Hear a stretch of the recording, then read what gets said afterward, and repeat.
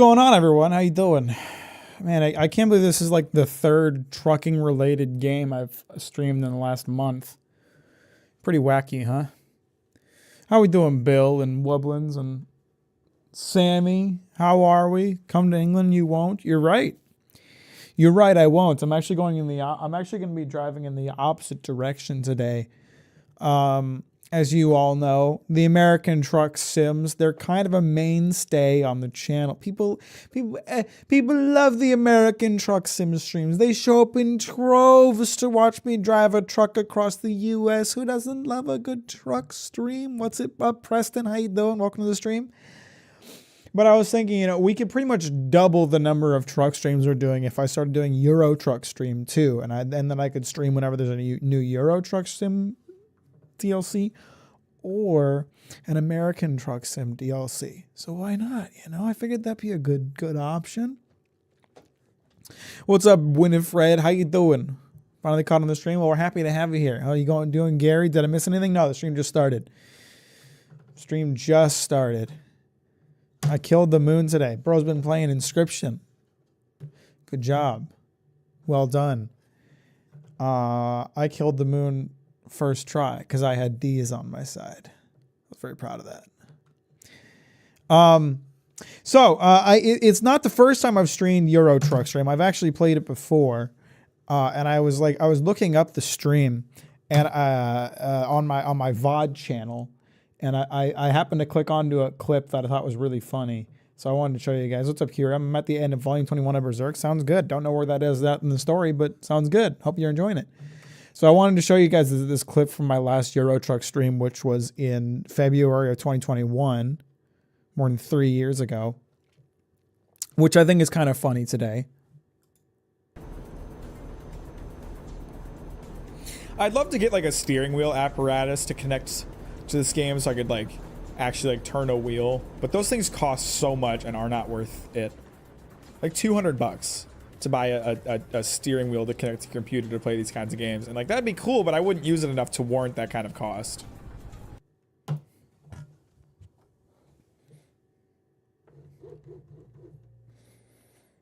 So that was a fucking lie. Apparently, I at some point, I decided that the cost was warranted.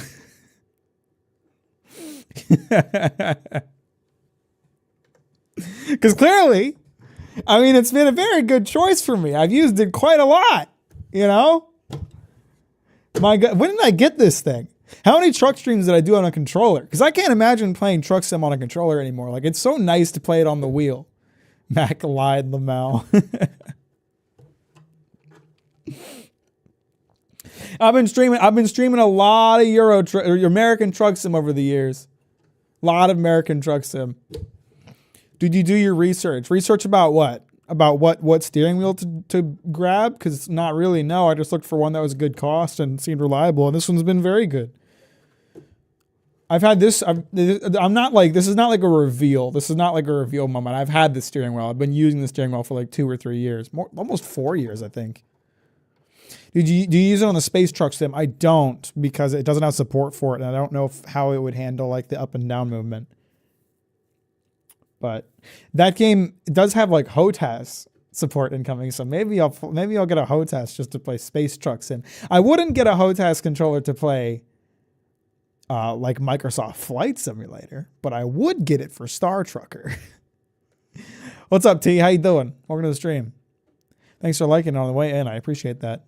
What is HOTAS? HOTAS is I don't actually know what the acronym is for. But it's like a flight stick.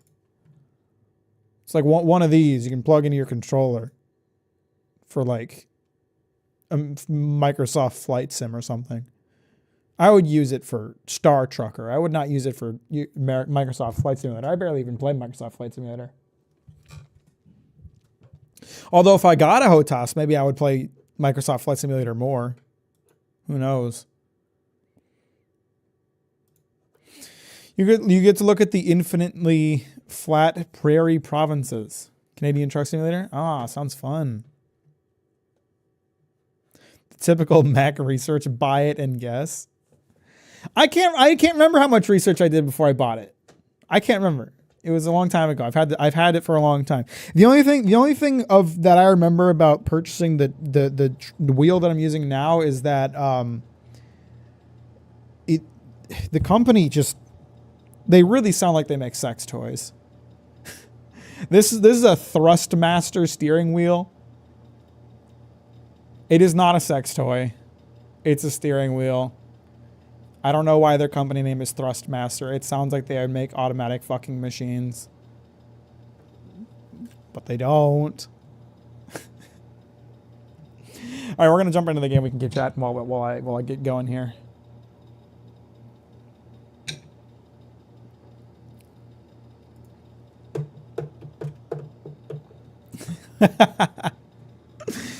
I like seeing the reactions come in for the name. Yeah, the company is called Thrustmaster. Look them up. Thrustmaster steering wheels. In fact, just now when we were looking at HOTAS, I believe we saw a Thrustmaster HOTAS.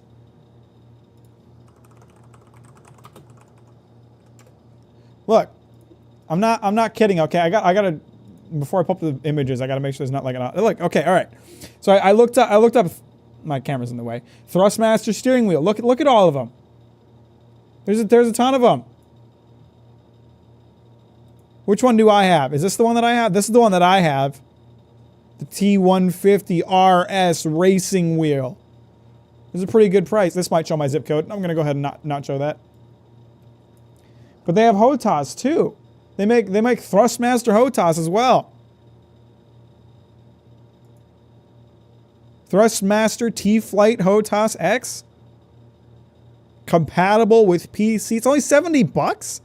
That's not a bad price. Maybe I will pick up a HOTAS. Oh, to this one. This one's almost $600. It's a good price too. But can it play Mario Kart? I don't believe so. I don't think Nintendo would allow for that. It probably infringes upon one of their patents. Like being able to control the game you're playing. That's probably a patent they have.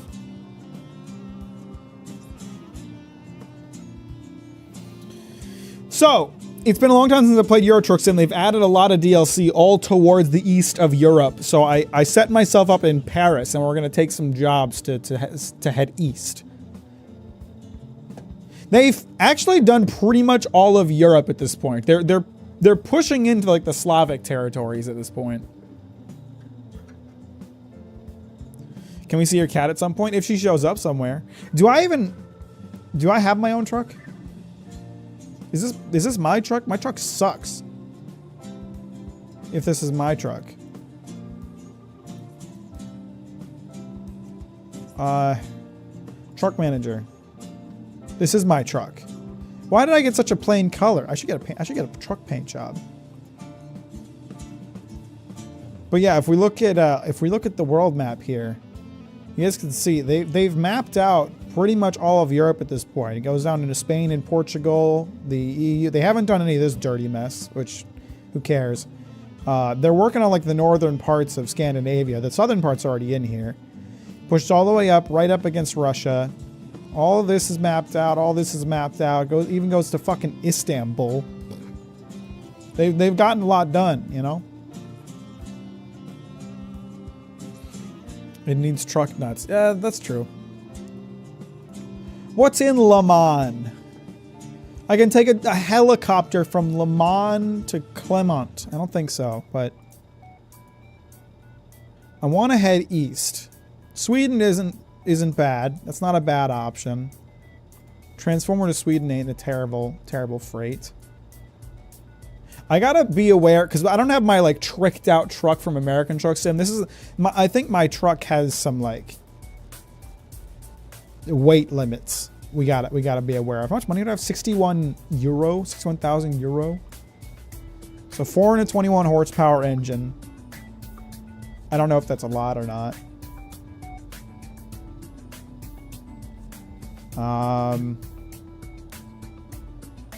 I wish I could see more of its stats.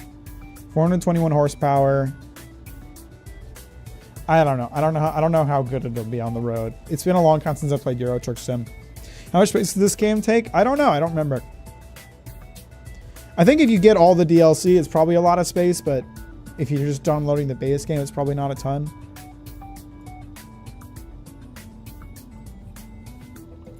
Let's see, what are our options? We can go to Castle Deutschland. That'd be a good starting place, I think, taking cars to Deutschland, but let's see what else we got first.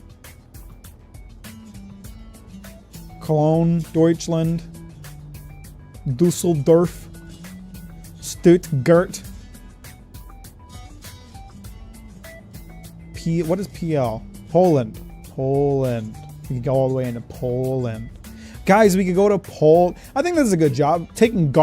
I'm taking a fucking truckload of garlic from France to Poland.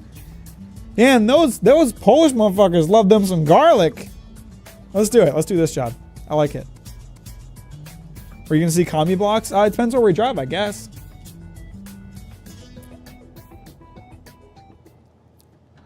So how's everyone doing today? How are we?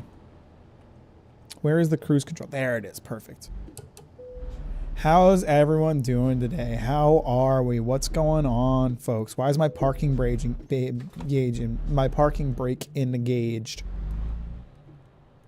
Nope, I'm going the wrong way.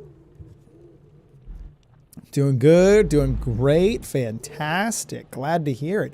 Got some new shoes. Ooh, my boy's got a fresh set of J's. Or maybe they're fake J's. Don't let them catch you wearing them fake J's. I, for one, had a pretty good day today, thankfully. Some of you may know I didn't stream yesterday because I had kind of a rough day, and I won't elaborate on why because it's very specific to my job, and I don't want to like give away details of my work too much outside of all of the details that I tend to already give. But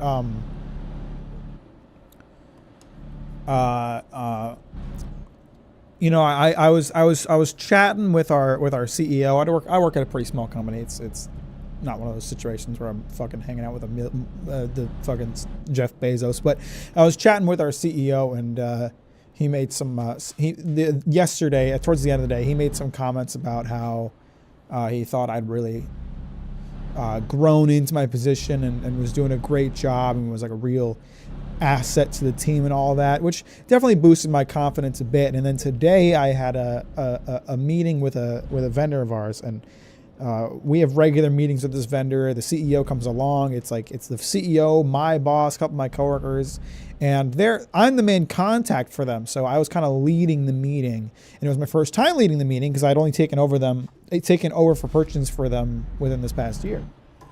And so I was a little nervous.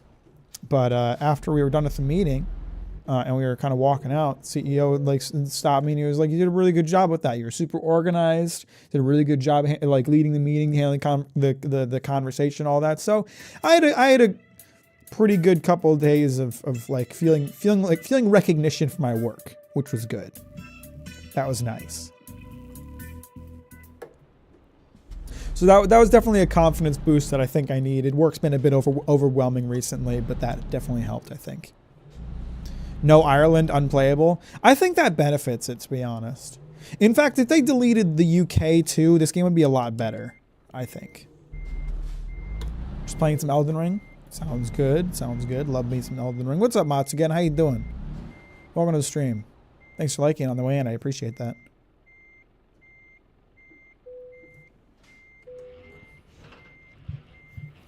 Glad to hear you're doing well at work. Thank you. I appreciate that. Freaked out most of today because of my anatomy exam on Saturday. Not sure I'm going to do well, but we shall see. Dude, I took an anatomy class in high school, and it was fucking hell. Mostly because the teacher was awful. Like, the subject was fine. It's just the body. But my teacher was horrible. So the thing is, I didn't need to take an anatomy class in high school. I chose to because at my school there was like different lunch periods, right? There was like 3 different lunch periods, and literally all of my friends, like my entire friend group, got the same lunch period except for me. I was like the odd man out that had like a different lunch period. I just realized I should change the settings so it rains more in this game.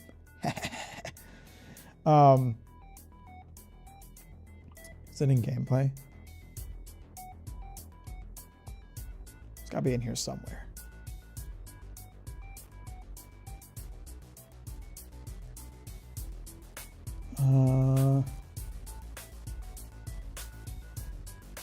Rain probability. Okay, it's already at 50%. Excellent. Let's bump that up to 60.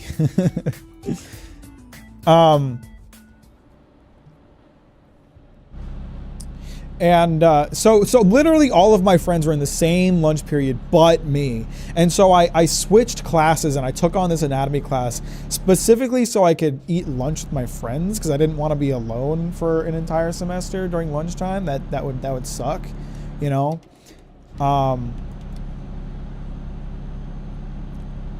So I didn't really want to take this anatomy class. It was just like the only option I had if I wanted to do that.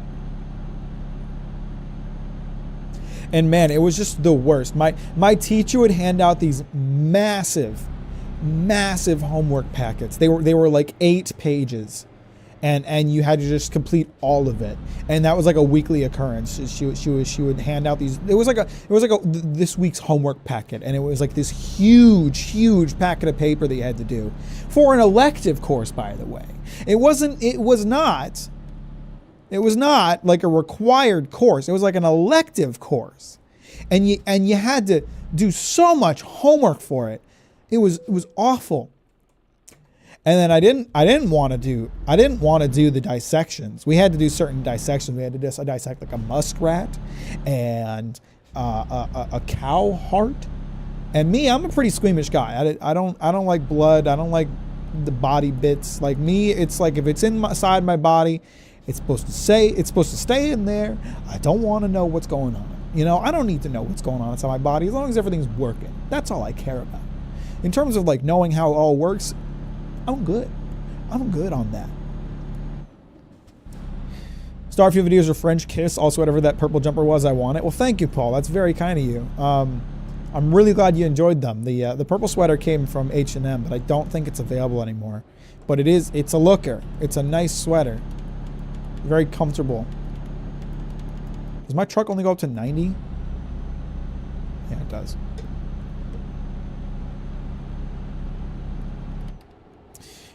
So I didn't want to do any of the dissections. There was a shit ton of homework, and for some reason, the teacher just like had it out for me specifically.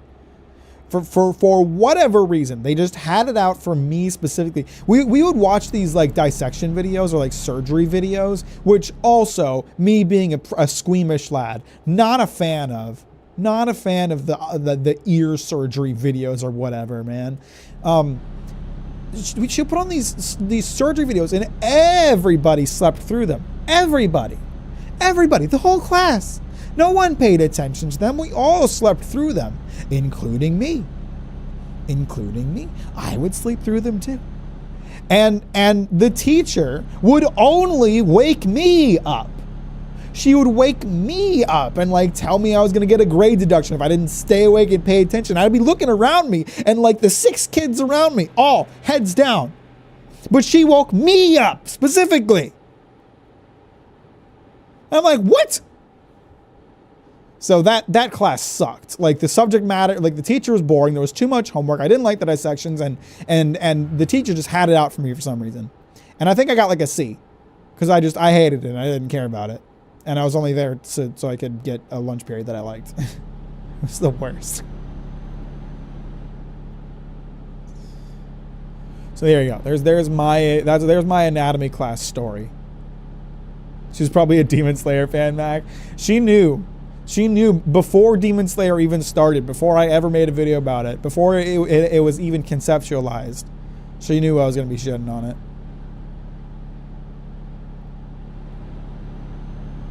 My high school anatomy teacher was good. She had me set up the dissections, but I got a free period out of it. That's nice. That's good. I wouldn't have done it because I'm squeamish, but... Oh man, I gotta get a stronger truck. I'm losing speed going up a small incline. All right, guys, we're gonna be playing American Truck Sim for the next 8 streams, so I can grind out enough deliveries to afford a better truck. So just be prepared for that. Hope you're all ready.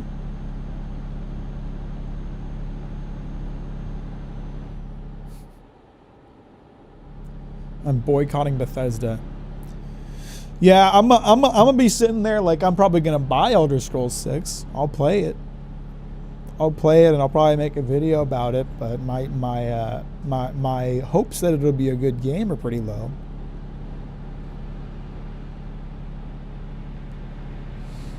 In fact, I would say I have next to no hope of that happening, if any.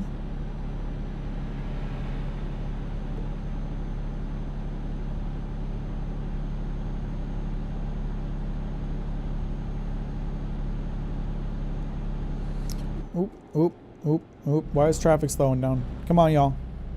I'm supposed to be the slow driver here. My truck doesn't accelerate good. My truck can't handle the weight that it's got behind it. Why are you all slowing down? Driving while watching this to support you. Well, thank you, Crab. I appreciate that. That's very kind. How are we feeling about the Donzana video at the moment? It is like 95% done.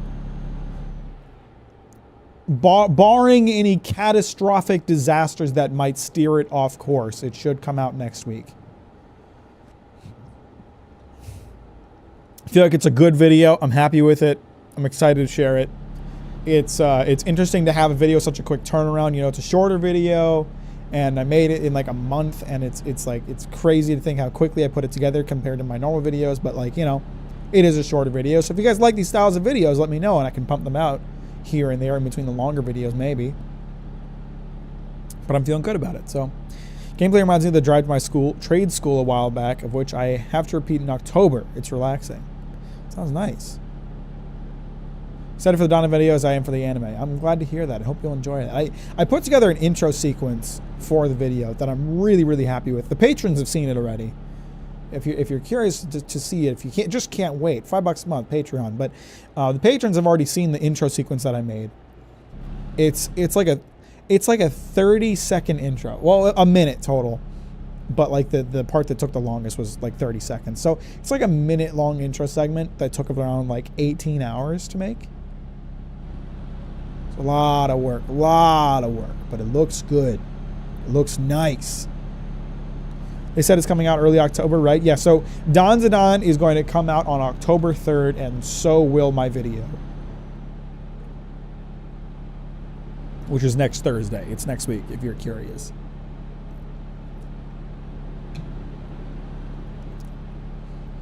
I've been saving your third Starfield video so I can listen to it while I'm working at the warehouse tomorrow. Well, you have to let me know what you think when you do watch it.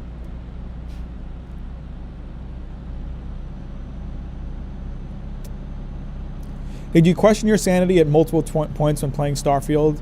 And how many hours did you go, you know what, I've had enough and I just can't, I'm done? Well, the thing is, like, I was not motivated to play Starfield by the game itself. You know? Like, I streamed Starfield when it first came out, and I after like 3 streams, I was like, I've had enough of this game. If I wasn't making a video about it, I would have never touched it again. So I would say like 6 to 9 hours in is about the point that I was like, okay, I'm good on this game forever. But then I played it for an additional 90 hours for the sake of recording footage and for the sake of the video. And there was like a degree of fun to it because I enjoyed like taking notes on everything I hated about it and like thinking about making a video about it. Like I enjoy like that planning process, that like thinking about what I want to say, thinking about what I want to do, whatever. But man, it was not like a fun game to play. Like there were so many games I would have rather been playing during the time that I was playing Starfield. Even if you just look at it like a dungeon crawler, Starfield falls short. Yeah, because the dungeons are so repetitive and boring. Like I played a lot of Skyrim to record footage for Skyrim for the Starfield video, and it's like in Skyrim you'd have these dungeons with puzzles and like all these unique mechanics, and it's like not every dungeon, mind you, but like maybe 1 in 5 you'd find something unique. With Starfield, it's just all the same over and over. I think I have a pass. I don't think I have to stop here.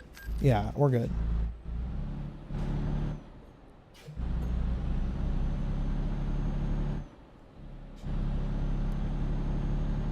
So, you know, I'd say the madness was gripping me. The madness felt like it was gripping me during the particularly egregiously bad parts of the game. Like, you know, the neon mission.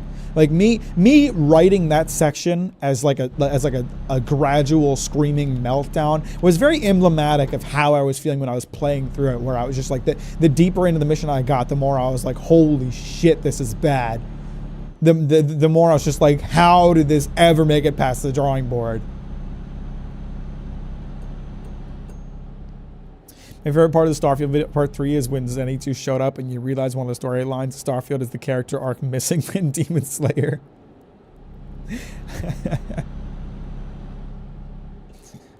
How do you guys feel about the dungeons in Darksiders 2? I don't know, man. I haven't played Darksiders 2 in like 8 years.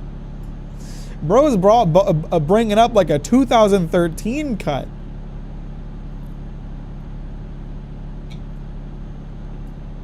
I'm much more familiar with Darksiders 1, because Darksiders 2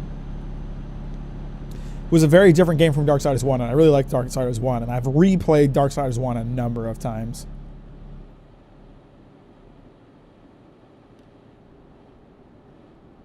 Darksiders 2 I did not vibe with as much. I go back to that game every time I need to refresh my soul.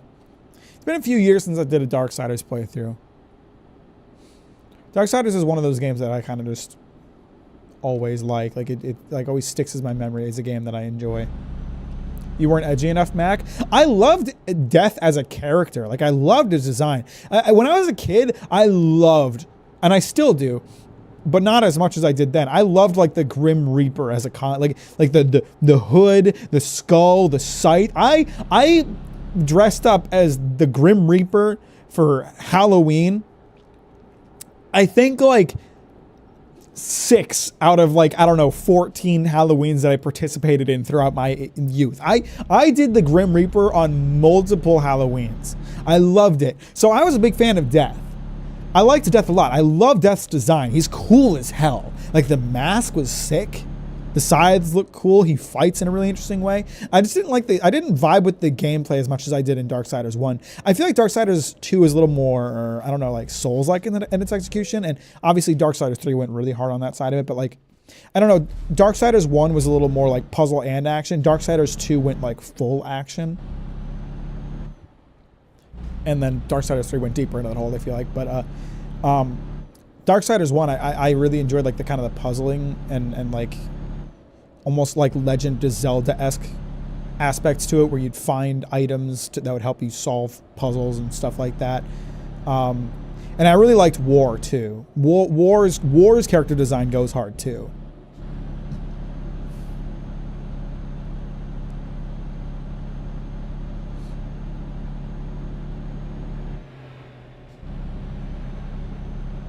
Because Death and War are different in a lot of ways, so showcasing the gameplay too. I suppose you're right. And that's fine. I never vibed with Darksiders 2 as much. Darksiders 1 is like a violent Legend of Zelda. Okay, everyone else is bringing up the Legend of Zelda aspect of it too.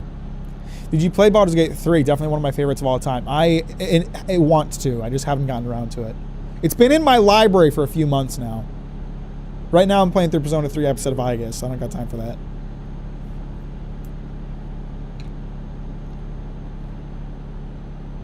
No Luca No gave me a better gaming experience than Starfield. Man, No Luca No. That's a throwback. Have a good rest of your day. Are you getting out of here, Ryan? I hope you have a good day. Thanks for hanging out. I'll talk to you later. I'm kind of sad we'll never get a Strife game or a Darksiders 4. Didn't they announce a new Darksiders game not that long ago? I gotta like pick back up the Darksiders stuff. I never finished Darksiders 3. I did like how it played, but I didn't finish it. And then I have Darksiders Genesis, but I have never booted it up.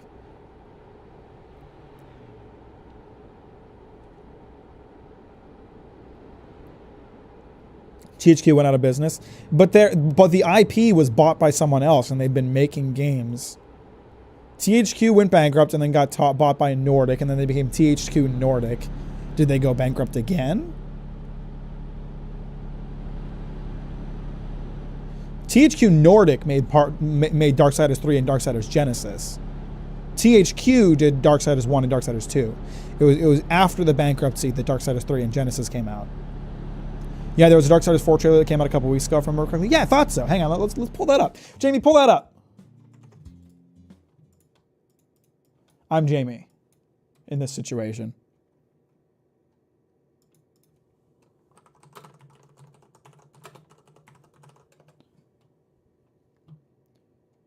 Yeah. Okay, they didn't show anything yet. They haven't shown anything yet. It's literally just like the big heads.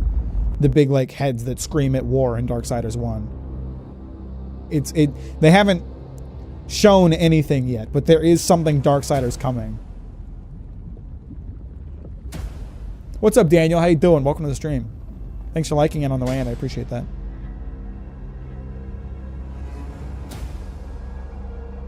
Yeah, this did not show anything about the game. They were kind of just being like, there is a Darksiders game coming.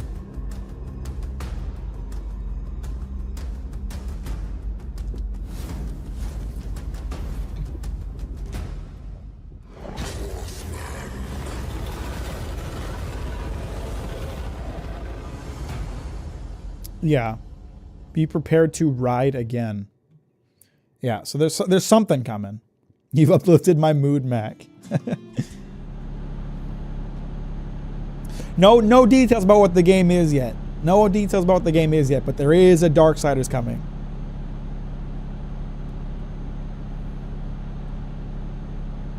I feel like you'd love Genesis because of the dynamic between Strife and War. I want to play it, I honestly, what I want to do is like a full series playthrough. I want to like start Darksiders 1. I played oh my god, I said it again. I've played Darksiders 1 like a dozen times, but then I've only ever beaten Darksiders 2 fully one time. So I'd like to do another like full Darksiders 2 playthrough, finish Darksiders 3, and then play Darksiders Genesis.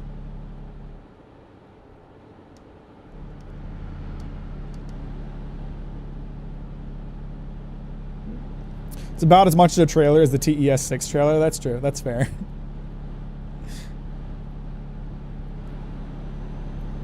I've been reminded of the horror immaculacy that was Fear and how badly its sequel sucked ass. I have played the original Fear game, but it's been so long I barely remember it. Daniel, how are you? You said you finally caught a stream. Tell us how you're doing. Tell us about yourself. First Fear was awesome. The multiplayer combat was satisfying too. And there's all these games I want to like replay and revisit, but then there's also all these games that I need to play that are like current and modern. It's like, man, when I need to like just disappear for like 6 months and play through every game ever made, and then I can be caught up. But that will never happen. So I ain't gonna do that. Don't worry, guys. I'm not going to disappear for 8 months. Again. So we have 15 hours left on the road. I'm assuming I'm going to have to sleep at some point if we have 15 hours left on the road. 40 hours for the job. Okay, we have plenty of time to stop and get some rest when the head calls for it.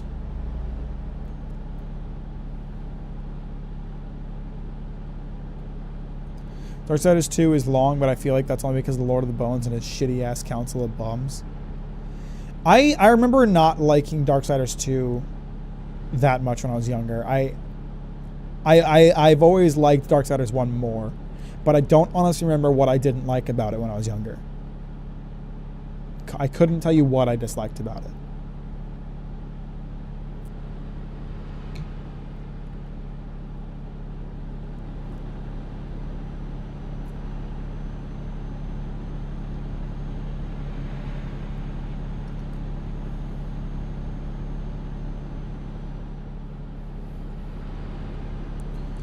Someone said it was Souls-like. I wasn't interested.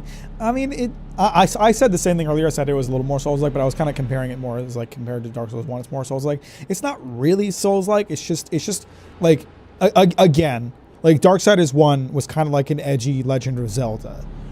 Like there was dungeons and solving puzzles and like puzzle solving items, but with like action combat game in there, like kind of like a simplified Devil May Cry type of combat system. Darksiders 2 like stripped away like a lot of the Legend of Zelda aspect and leaned more heavily into the Devil May Cry side of it. Darksiders 3 was Souls-like though.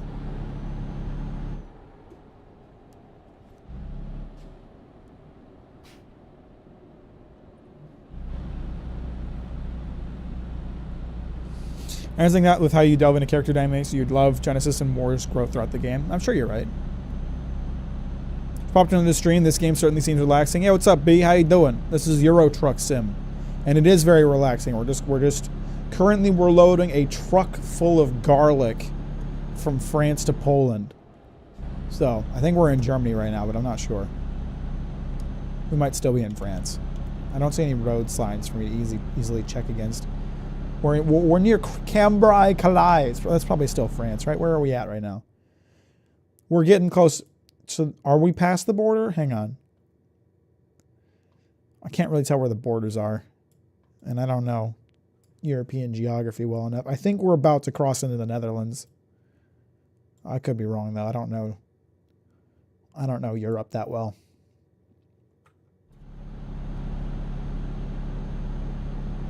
It's France, trust me. I believe you. Darksiders 2 did have puzzles just kind of hidden in minor dungeons you have to go out of your way to find. But that's what I'm saying, though. Like, it didn't get rid of it, but it leaned more heavily into the Devil May Cry side of the formula. Where Darksiders 1 was like a fusion of like Devil May Cry / Legend of Zelda, Darksiders 2 was like Devil May Cry! Legend of Zelda. It was like a little bit. It was a little aspect of that. Oh man, motherfucker's slowing down all of a sudden.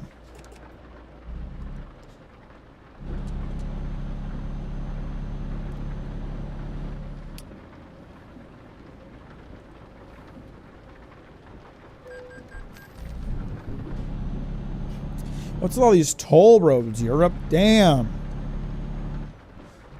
Wonder if they use euros here and not pounds. Fuck you! I'm not driving in your shitty ass country. That's why we're using using euros.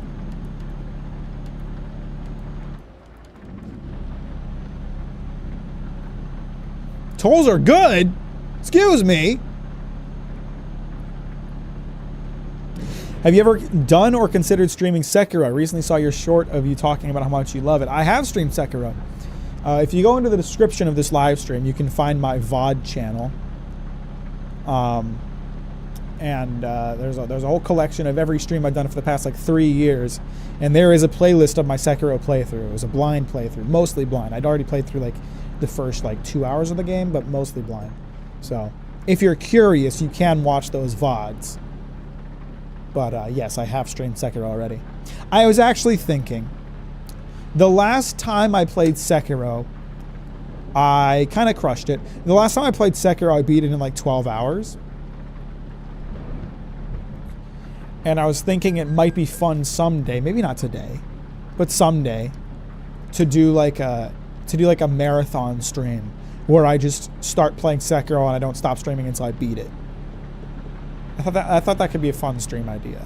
Maybe I'll do that sometime. Use public transport. Tolls are good. What, are you telling me that the tolls are designed to push people to use public transport? Because I agree public transport is good. I just don't see how that correlates to tolls.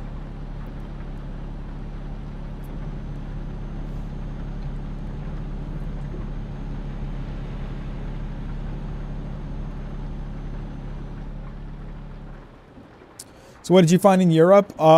Yellow fields? I don't know. Nothing yet. That'd be dope to watch. I think it'd be fun. I'm gonna have to do some practice off stream to make sure I can still like beat the bosses pretty reliably, because it's been a long time since I played Sekiro, and I don't want to be like, I'm gonna do a marathon stream where I beat Sekiro in one sitting, and then I end up streaming for like 20 hours because I'm out of practice and I don't remember how to beat any of the bosses anymore.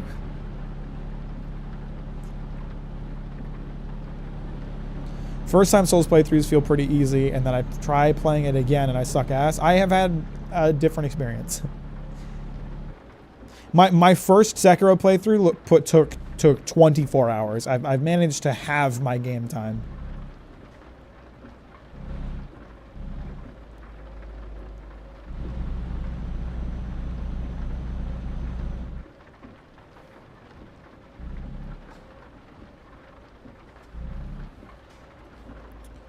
What's with all the traffic?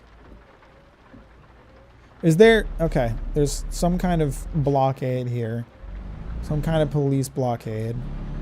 I'm going to go ahead and cut off everybody here. Because fuck all them hoes. And then I'm probably just going to go around the cop. Because I do not care about them blocking the road. They're in my way. I have freight to haul. I've got places to be. And whatever's down this road, we're just going to have to hope it doesn't get in the way of me accomplishing my mission here. Some French guy dropped his toast. Hey man, met you from Chance of Video. Are you on par with part 2?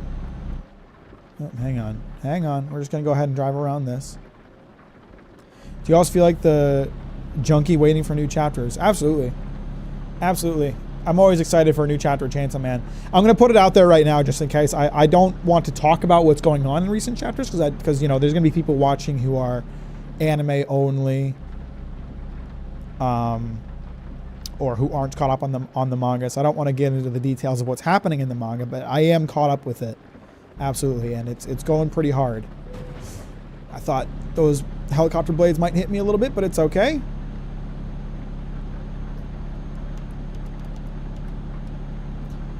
This will help us deliver it more on time. So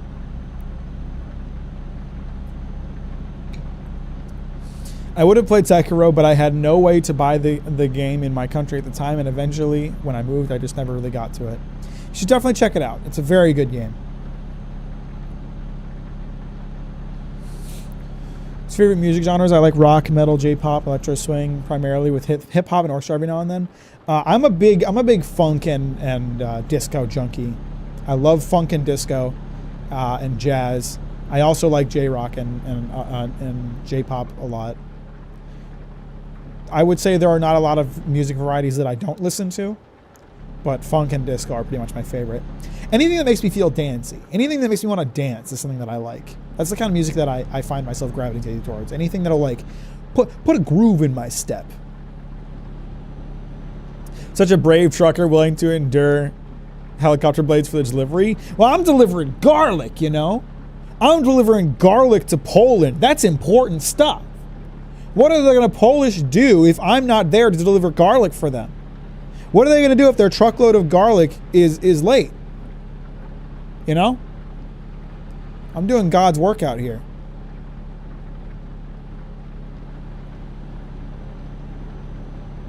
I agree, no spoilers, just wish everyone read the manga already. You and me both, but I also can't wait for the Raising movie whenever that comes out. It's been like over a year since it was announced. No news since then. Polish garlic industry is depending on you. If this delivery is late, the Polish garlic industry will crash. I'm telling you, man. How do you feel about the recent chapters of Vinland? As in, do you like the direction it took with Ivar, and how long do you think we have left? Well, again, I'm not going to get into specifics because I don't want to spoil people who are anime only. But I like the direction it takes. I think it's an inevitable direction. I think it was obvious that this was going to happen. And I'm very curious to see what the resolution of that will be. If it's going to have a bittersweet one or what. And I don't know how long we have left. It's hard to say. I think Vinland Saga might not still be going a year from now. But it's very hard to say. Hi, Luna. Luna has walked out onto my desk, everyone. Luna, I can't see the road. You're in the way. I can't. All right, let's. Everyone say hi to Luna. She's here. Hi, good girl. What do you want? What's going on? What's on your mind?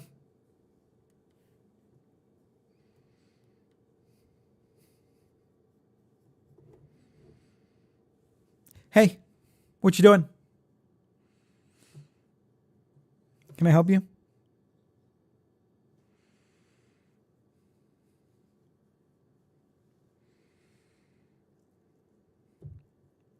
Thank you, big girl. I appreciate the licks. That's very kind of you. That's very nice. You're a sweet girl.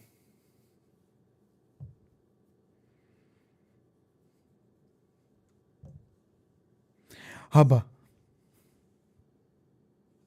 What? What are you doing? What do you want?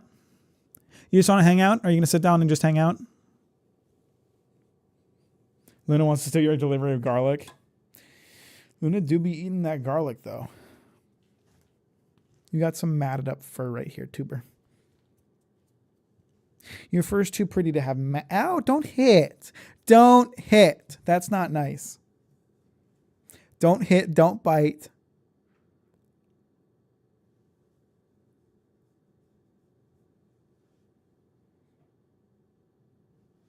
All right, I'm going to focus on the road now. Okay, Muna? I zoomed in too far.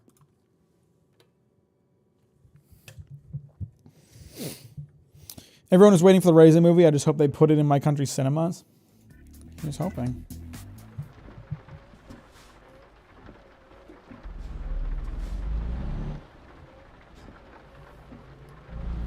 I think Luna's just going to sit there for a bit. She's just kind of sitting and observing.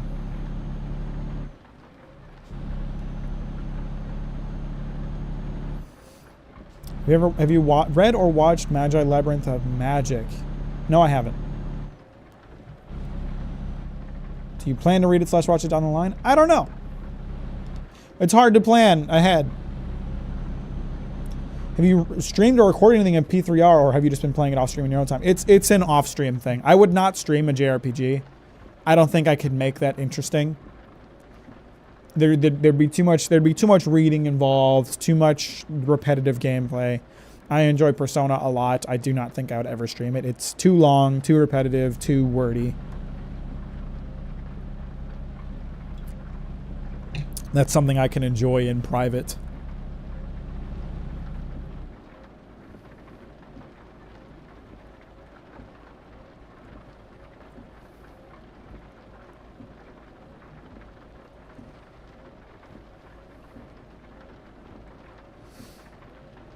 Ah, what a nice day on the European countryside.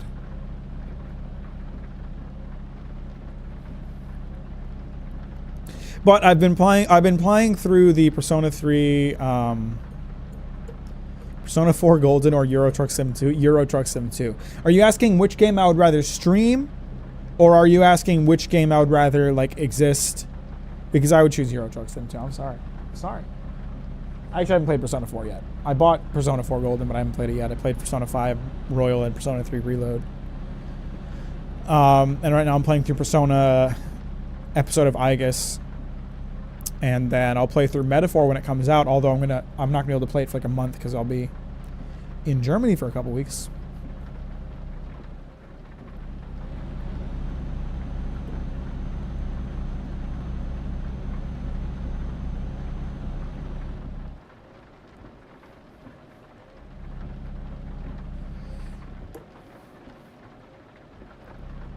All right, Matsugan, where am I now?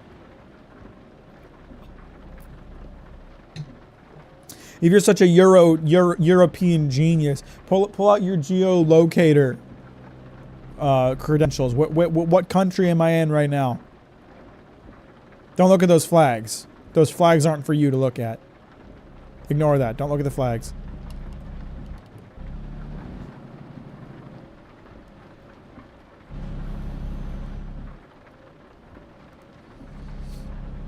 Mac is going to Jardy to live out his Euro Truck Sim dreams. Euro Truck Sim dreams, I see. Yeah, I'm going there with the... I'm going to take a rest here. I'm going there with the express purpose of getting my European CDL. That's all we're going for.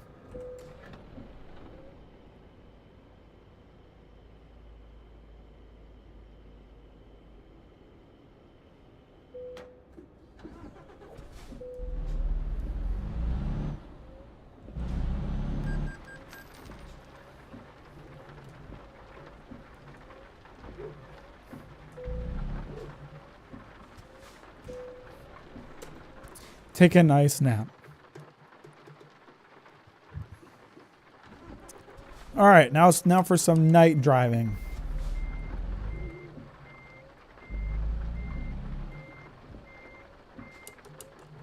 Are you going to make sure this garlic is in top shape by eating some? Yeah, I'm just gonna bite into a whole head of garlic. I'm not gonna pop the cloves out of the skin or anything. I'm just gonna eat it whole. It's good protection against vampires, eh?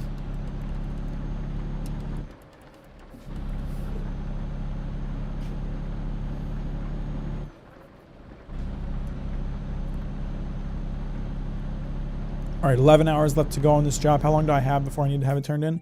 27 hours. So 8 hours from now, I'll have to sleep again. I'll have 3 hours left of driving time and 19 hours left until the delivery is due. So plenty of time. Plenty of time. You ever played Vampire? Someone who enjoys deep narratives and story writing, I feel like you'd enjoy it. I have not. I have not played that game.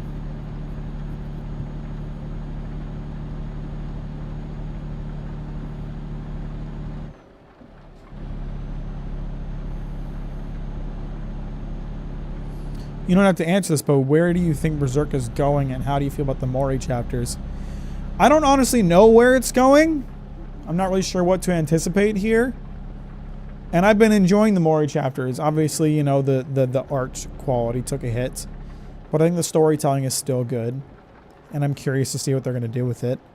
The way I see it, the way I've kind of interpreted the whole situation is like the final chapter that Miura worked on, I'm willing to accept that as like an open-ended ending if the Studio Gaga crew can't do a good job with like handling the story progression and like the ending and all that. I'm willing to accept the last chapter Miura worked on as like an open-ended ending, but I'm going to be open to what they can do, and I'm going to follow it and see where it goes.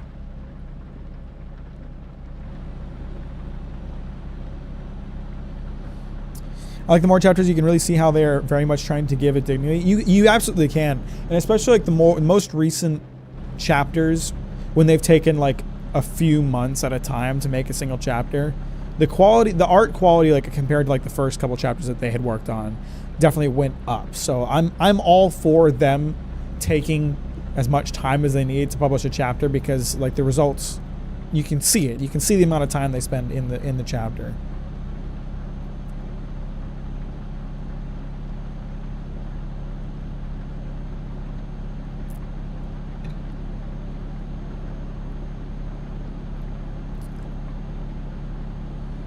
You in Europe, I'm so sorry. You and me both, Eduardo. You and me both. How you doing today?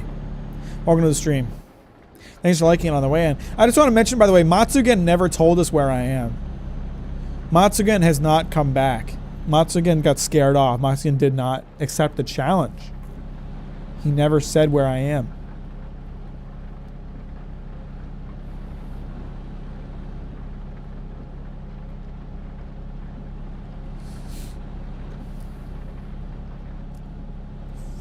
I'm glad a property as beloved as Berserk is being handled with respect. Not every franchise gets that. Absolutely, you're right.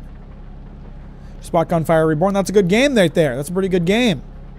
Hope you enjoy it. I actually haven't had a chance to play the new DLC yet, but I want to.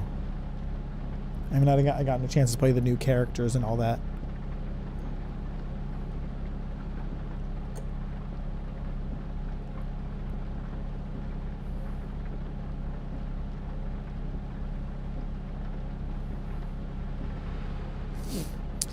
Nothing like driving through the European countryside, possibly the Netherlands, maybe.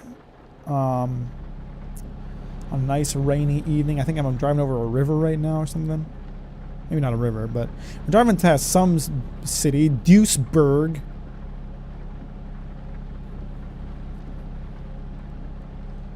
Yes, the Autobahn. Is it the Autobahn? I'm actually not sure. I don't know. We're heading towards Dortmund, so I think we are in Germany now, actually. Duisburg is like Detroit. Oh, so it's shit. It's a shithole? It sucks? Is that what you're saying?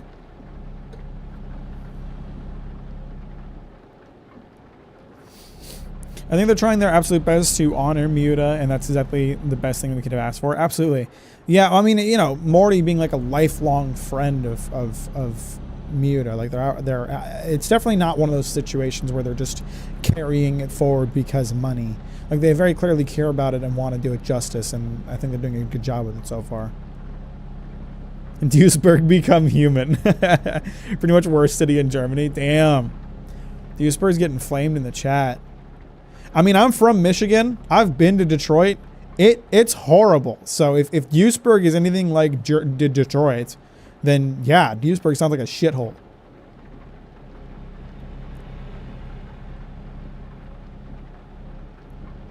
I believe you.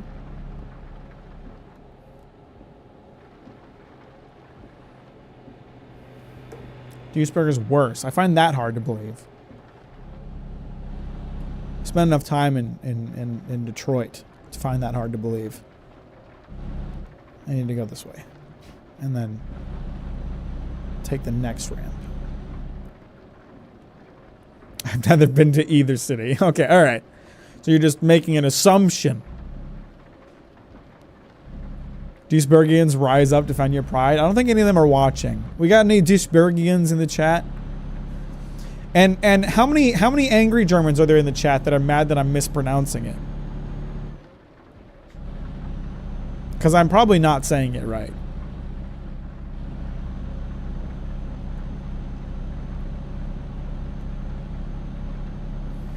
Oberhausen. I'm pronouncing it fine. Wow, look at me go. Basically a native German speaker.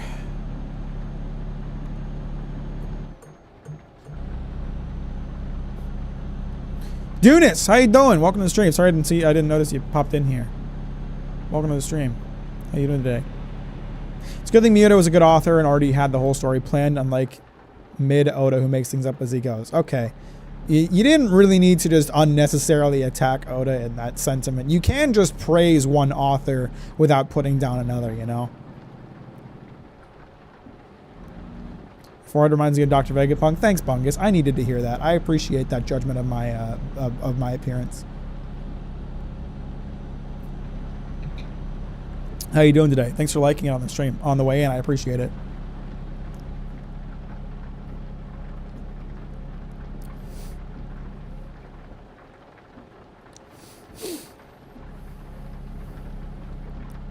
All good, I'm doing good. Just been a quiet viewer without chatting much. Love the Euro Trucks streams, though. They're relaxing.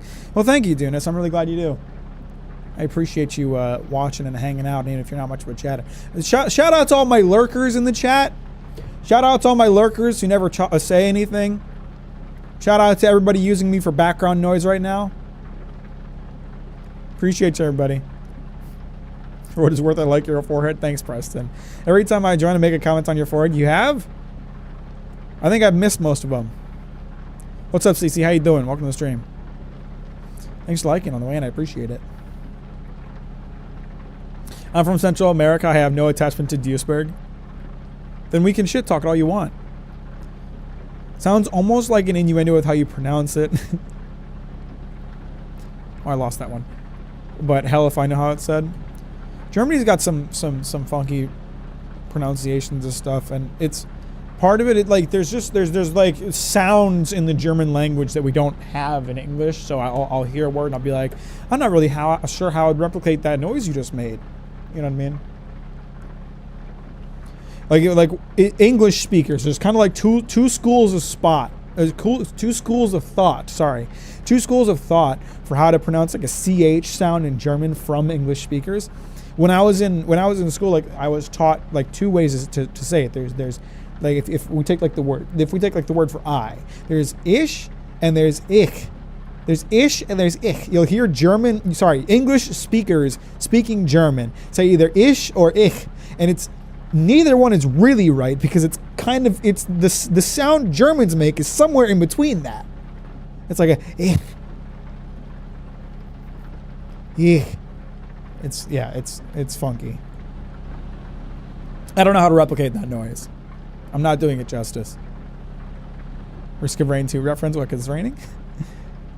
I kind of have to chat now that you're in Germany. Fair enough.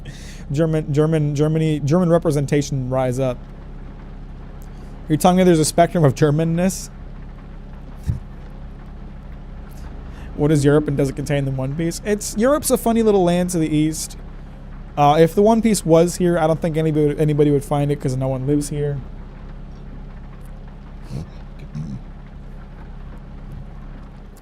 Yeah, no, like there's a few different things, right? There's a few different like like Germans have a weird way of pronouncing R's too.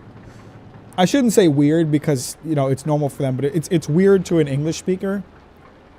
Like R's are not pronounced like it's like That's not even, I'm not doing it any justice, of course, because I don't know, I'm not good at speaking it, but if it's like a word that ends in er, like you don't pronounce it like like you would in English. It'd be like eh. And if the R is in the middle of the word, it's like ihre. So it's just like, it's hard to adjust to that if you're trying to learn how to speak the language. Which I've learned it a little bit because I'm going to Germany next month. I've been practicing it. If you're an English speaker trying to learn it, there's like little differences in how letters are pronounced that make it difficult for an English speaker to learn it, I think. Scandinavian Y is kind of weird for an English speaker. Yeah, like every language has like little things like that. Like, I mean, the easy example is like the R sound in Japanese, like, and they don't, obviously it's not an R sound for them because they don't use Roman letters, but like nari, ru, re, like it's kind of a sound in between an R and an L. Like with us, in the U.S., like we make a very hard R sound where we like carve our mouth. It's kind of somewhere between like a D and an L. It's like ed. It's you know, with a D, you put your tongue really hard against like the teeth in your mouth. You say like dick, or with an L, you kind of put your tongue on the roof of your mouth and you go lick. It's somewhere between that. It's like you're touching the space in between where you touch to make a D or an L sound. So it's de, di.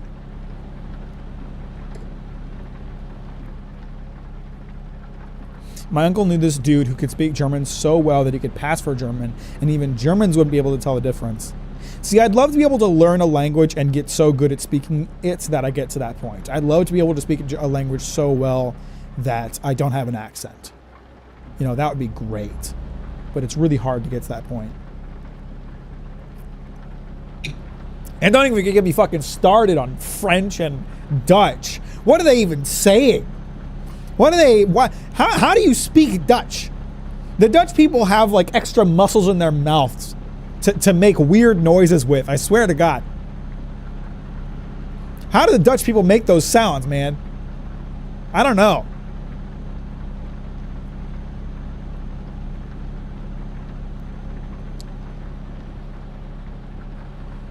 I can speak French, so I could tell you fuck that language. Osnabrück. Don't talk about linguistics. Already passed those exams. Don't need PTSD as a reminder. Have you ever heard Hungarian? I don't know if I have. I mean, I'm sure I have at some point, but I don't know if I could like recognize Hungarian if I heard it.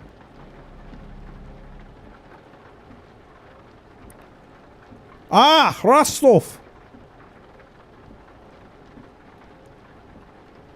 All right, here's the trick to farming engagement on a Euro Truck Simulator stream. You just drive across Europe, reading every sign that you see, and then the people who speak those languages will feel compelled to leave a message about how you're pronouncing it wrong. That's how you farm engagement on a Euro Truck Sim stream.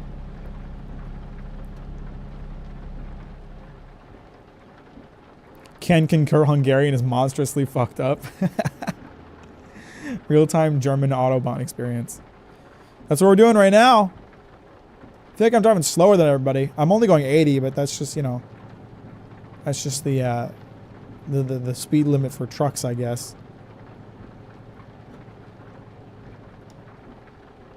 So we're going to the speed limit right now, but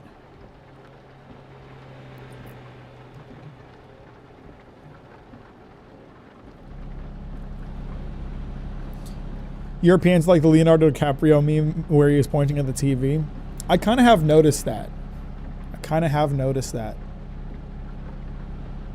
As soon as you bring up the country, they are fucking there.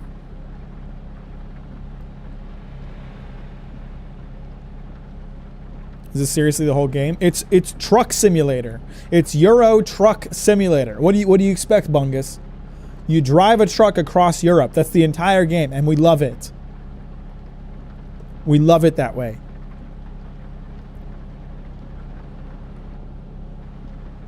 Are you not entertained, Bungus? Are you not enjoying the sun coming up as the rain pitter-patters on the windshield while I drive my truck across the Autobahn into Hamburg?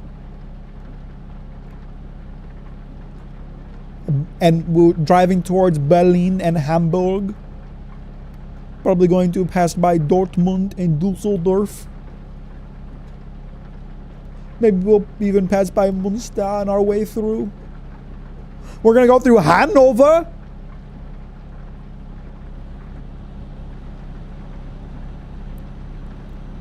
Hanover and Flughafen. I don't know what that said. I couldn't read that fast enough. Where's the minigame for cramming a hot dog while driving? I'm playing it right now if you feel me. You know what I'm saying. Shimmy my ass a little bit, you feel me? That's a fucked up joke for me to make. I'm getting hungry for bread, so what kind of bread is your guys' favorite? I like Italian bread. I know it's a very safe answer. I know that's a very safe answer. But I think the Italians know what they're doing. You know, the Italians mix a little olive oil into their bread. It adds a little sweetness to it. It adds a little, it's nice and soft. You know, I love a nice Italian bread. That said, I'm not huge on white bread. So even though, like, I would say Italian is like one of my favorite for taste, I don't eat Italian bread that much. I eat because one of the aspects of my job is that I buy flour. Specifically, I buy whole wheat flour, and after I took over flour and I did a bunch of research on it, I found out just how wasteful white bread is. Is. I'd always heard that like white bread makes you fat. I never cared about that because I don't gain any weight. But white bread is just like an extremely wasteful way to eat like wheat, because to make white bread they have to remove like most of the wheat kernel, and you you lose 80% of the nutrients when you go from whole wheat to white bread. So much so that a lot of white breads are enhanced with nutrients added back in. They remove the nutrients and then they add them back in, right? So I switched to whole wheat breads after I got onto the flour purchasing, but if I'm getting a sandwich at a sub place, I'll still pick Italian. But most of the bread I eat is whole wheat.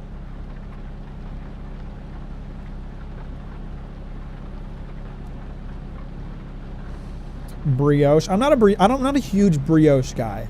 I feel like brioche tends to like collapse in on itself. Like, it's not a very sturdy bread. If you toast it, it's fine, but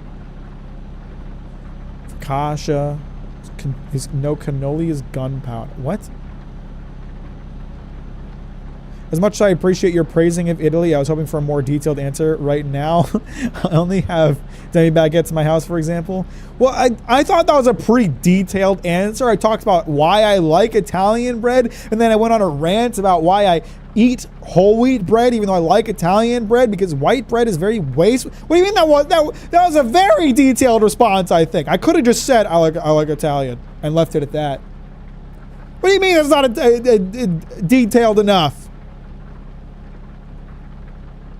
White bread was a status symbol. It's not anymore.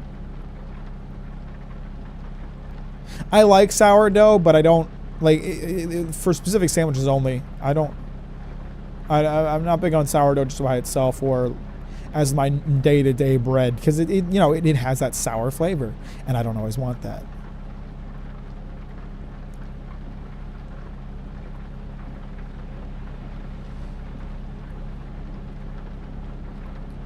When people talk about food, they want the city and the bakery.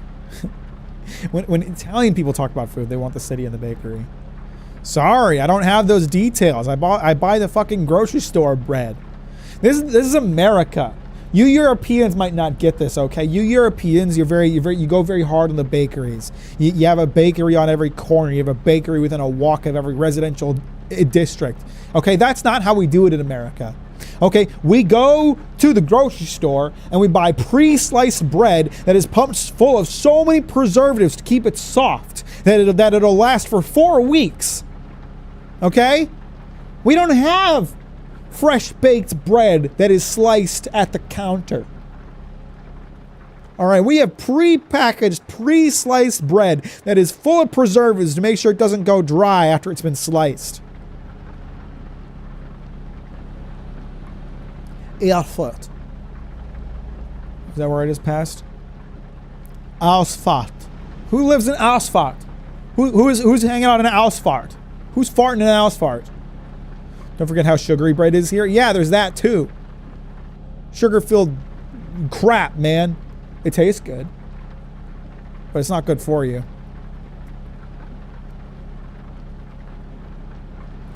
Y'all know Poland's got a dish that's a bowl of soup, but the bowl is a hollowed-out loaf of bread. I mean, Poland's not the only place that's doing that, I don't think. We're going to Poland right now. We're bringing garlic there. Maybe we can ask them about it.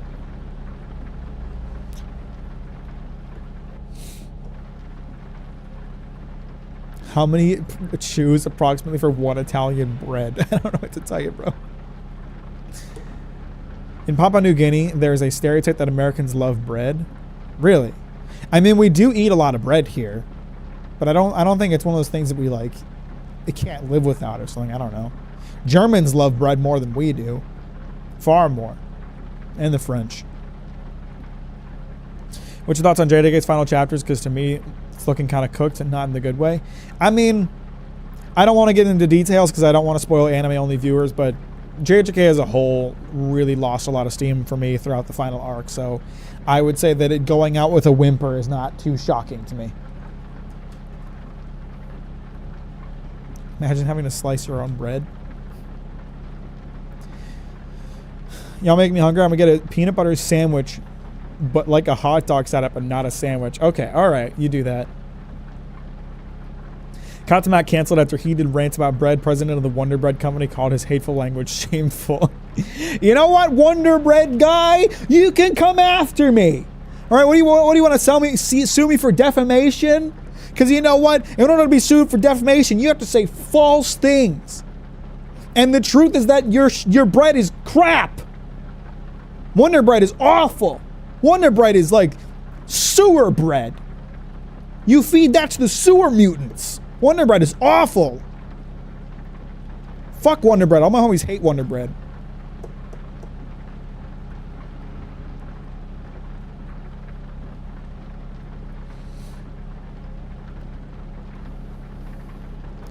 You kid, I had a 2-year rivalry with my best friend because both of us declared his own supported focaccia was better than the other. What the fuck? I won when in the whole region my focaccia came out on top and went on newspapers. Nice. Good job. Oh no, now he's going after the sewer mutants. Oh, I'm sorry. Should I not have dragged the sewer mutants into this? Was that too stereotypical? Are the sewer mutants in the chat weeping because I called them out?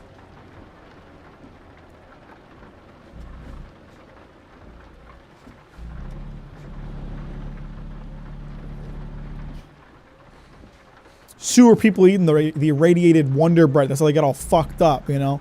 They were just normal people living in the sewers before. Now they're sewer mutants because they were eating all that Wonder Bread.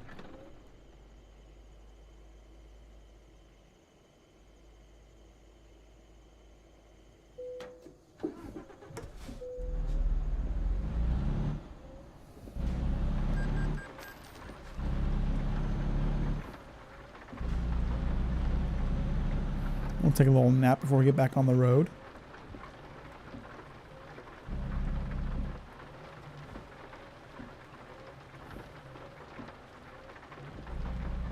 It does feel very unnerving to get some bread and have the California cancer warning on the back. To be fair, the Prop 65 warning is extraordinarily broad.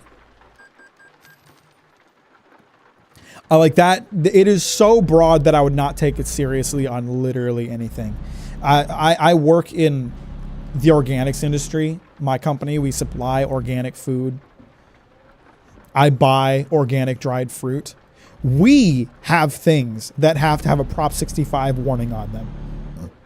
Everything we sell is like organic very ethically sourced, most of it domestic. Are the things we sell are very high quality, like the top of the line, best quality shit you can get.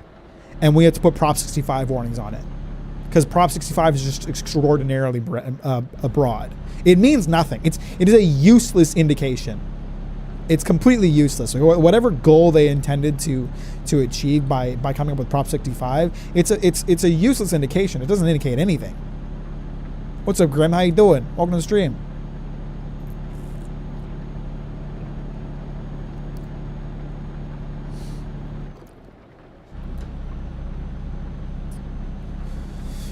Unless you're going to craft an abomination on par with Cthulhu, never buy Wonder Bread. In fact, you'll get better results than anything else. It's last resort only. Yeah, no, Wonder Bread is awful. It is a bottom of the barrel bread.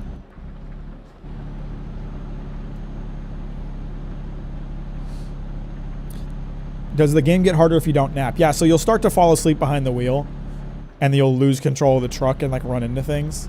So we gotta take naps here and there. Man just got started on first 3 episodes in the theaters in the UK. Wanted to ask if you got a chance to see it and if you have any thoughts as predictions about the adaptation. So no, I didn't. I did not watch it in theaters. I wanted to, but I'm also going to be watching it with someone, and that person is not in the same place as me, so we couldn't go watch it together. So I'm waiting for it to come out. So I have not seen it. Berlin, wir fahren nach Berlin. I don't know what that means. It's just a funny thing to see on an innocuous loaf of bread because it's meaningless. Like it just means nothing.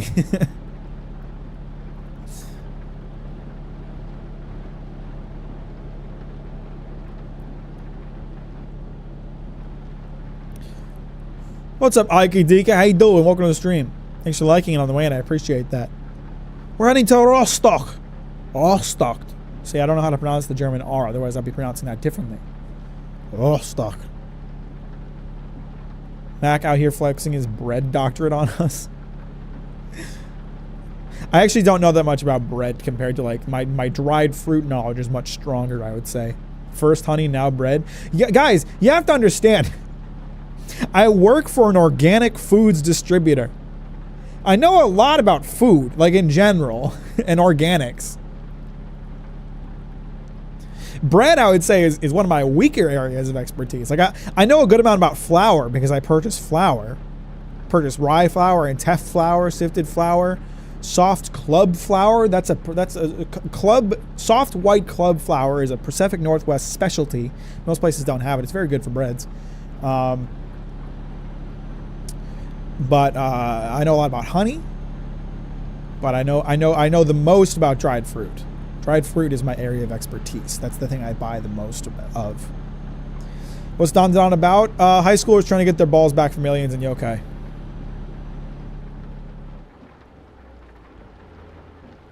It's a very good series. Very good series. Gonna make a video about it. Mac making a nice charcuterie board. Your pronunciation is good. Well, thank you, Dunis. I appreciate that. Are you in Europe right now? I think I'm still in Germany. I think we're probably getting close to the border of Germany. Kind of hard to see. I can't really tell where the borders are here. I think this is the border here. So we're getting we're getting close to the border, but we're heading into Poland. Yeah, we're close to Berlin. Yeah, we're definitely in Germany. Like I said, this is the border of Germany. And we're headed to Are you dual streaming? What method do you use? Boring question. You like it? I am not dual streaming, so no answer to the rest.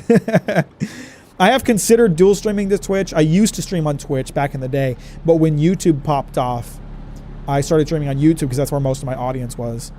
But now that I'm bigger than I was when I first started streaming on YouTube, I've considered dual streaming on Twitch, but I just haven't gotten around to like actually testing it. Love the vids. Well, thank you, Clubsy. I really appreciate that. That's very kind. Thank you so much. Give us some game on dried fruit and flowers. What do you want to know about? What dried fruit do you want to know about? You know a lot about food? What's the recipe for the Krabby Patty then? Oh, I just can't just go giving that away. I'm under an NDA. So the first episode down in a theater. It's extremely good. People are not prepared for how good it's going to be. I'm excited about it. I'm excited to see it. Crashed my car in France. Can you come pick me up? Brother, I'm in Germany right now. I ain't driving all the way to France to pick up your ass. I gotta take garlic to Poland. What are the Polish going to do without their garlic if I don't focus on that, man? Twitch is really good for building in a community since you have a lot more and better moderation tools, but it can be hard to transfer over once you start on a different platform. So yeah, there's two sides to it. The thing about Twitch is you really can't find an audience on Twitch. You can, but it's really difficult. Most people will start somewhere else and then transition to Twitch. Very few people start on Twitch and grow their audience there. So I used to stream on Twitch, but I would get like no viewers, and I couldn't like gain new viewers because Twitch doesn't have an algorithm for like recommending streams to people or anything like that. You can't find new viewers. You have to like pull them from somewhere else. So when YouTube started doing really well, I wasn't as you said, I wasn't having a ton of conversion. I was trying to push people to watch the Twitch streams, but I wasn't able to convert a lot of people to like watching the Twitch streams from the YouTube videos. So I started streaming on YouTube as a test, and the streams on YouTube did way better viewership wise. But now I'm kind of having the opposite issue, where I'm gaining enough viewers that I probably could do well on Twitch, while my YouTube streams are relegated to just my existing audience, because YouTube doesn't push your streams to audiences outside of your own. Really. So, I don't know. It's tough. If I started dual streaming, the thing I don't like about the idea of dual streaming is that I would split my audience. I'd have like half them on YouTube and half them on Twitch. And that wouldn't be ideal either. But I think dual streaming probably is the best way to go in terms of like you get the best of both worlds. Where with YouTube, you attract your existing audience. Twitch, you can attract a new audience once you get large enough. Everybody better like the stream or I'll hurt you. Completely random question. Not sure if you're a drinker or not, but what would you say is your go-to and or favorite? I don't drink. I have never drank, so can't answer that question. Since you're going to Poland, you must try zaprakanka. I don't know what that is. You have to tell me about it.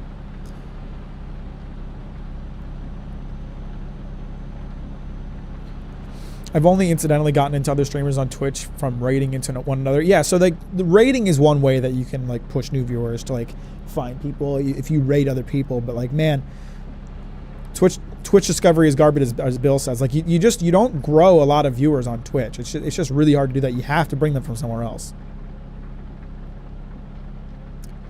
I haven't watched an anime in 20 years. I grew up watching Cowboy Bebop, GTS, and Akira. Nothing's really hit me up since then.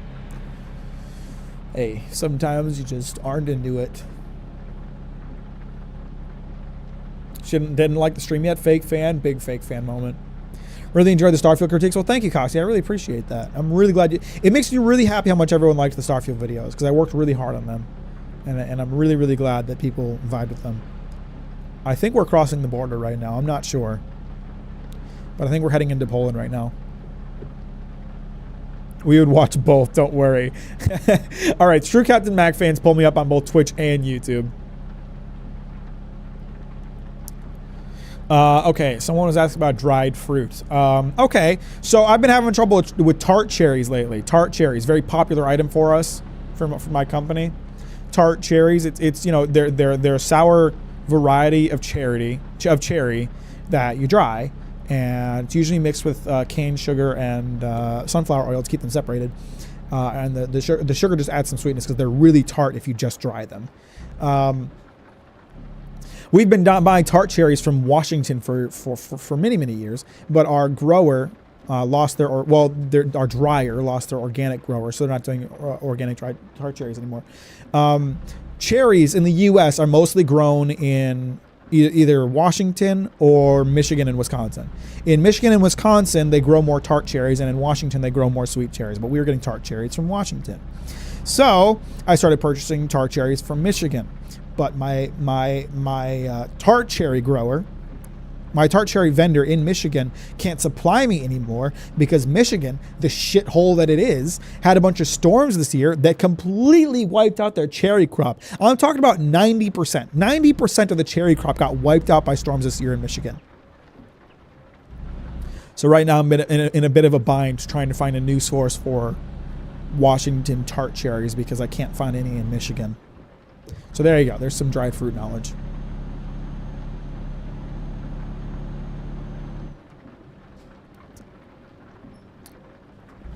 I'm subscribed since the Demon Slayer video. Thank you. I'm glad you stuck around. I'm going to go read more Golden Kamuy with Sammy. Have fun in Europe, Mr. Mack. Appreciate you, Ray. Have a good night. And thanks for the manga recommendation. I will continue recommending Golden Kamuy till the day I die. Beautiful manga. Got to make a 6-hour-long video about it. I was talking about dual streams, but now I realize it's about 20 seconds behind. Zeprakanka is a sandwich they do in Polish Jew quarters from tradition. Bread, mushrooms, melted cheese, then meat toppings. Usually my favorite is chicken and chives with sauce and spicy sauce. Interesting. Interesting combo. Sounds like a lot. A lot of flavor. A lot of ingredients.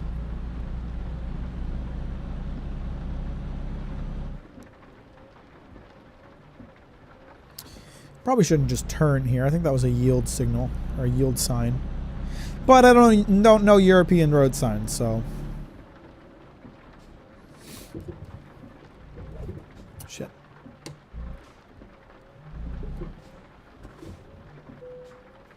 You got to reading Golden Kamuy from the throwaway comments on Tanigaki you gave in the Berserk video. Really?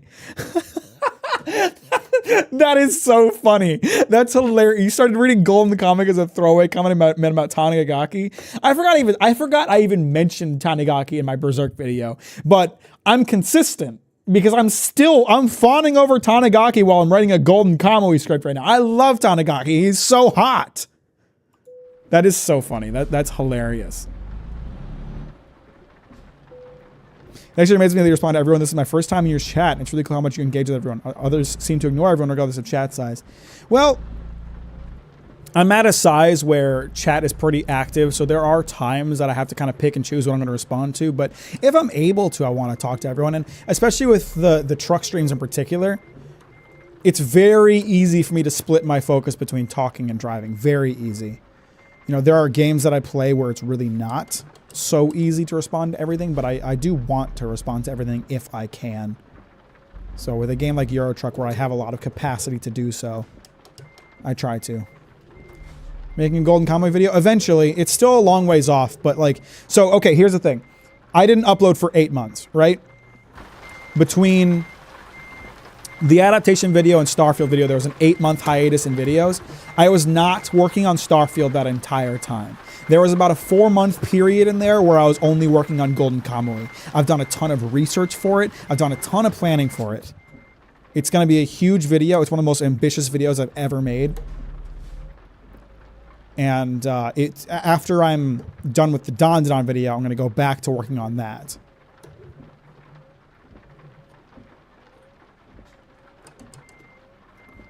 Max on the edge of not being able to read chat another 100 200k subs, and that will change. Yeah, eventually we'll get to a point where I can't read everything, but even then, like, I'm always gonna read chat to some extent. I'm not just gonna completely ignore it, but there will definitely come a point that I can't keep track of like everything that flows through the chat. At least we hope. Maybe I've peaked. Maybe this is as big as I'll get, but we hope I'll get big enough that chat will keep growing. No, wrong way. I'm a little off of this. I'm gonna have to pull back out and try. Oh no, we're good. Sweet. If it'll take it, then I'll go. Sweet. Now I gotta read Golden Kamuy before the video comes out. You've got a few months. You've got a few months, believe me.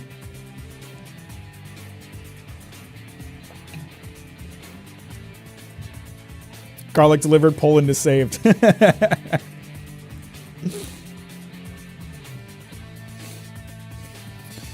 How's it on video? Dandadan video going, by the way? Think you'll hit the anime release date? Good luck either way. I can't wait to see it. So it is like 95% done.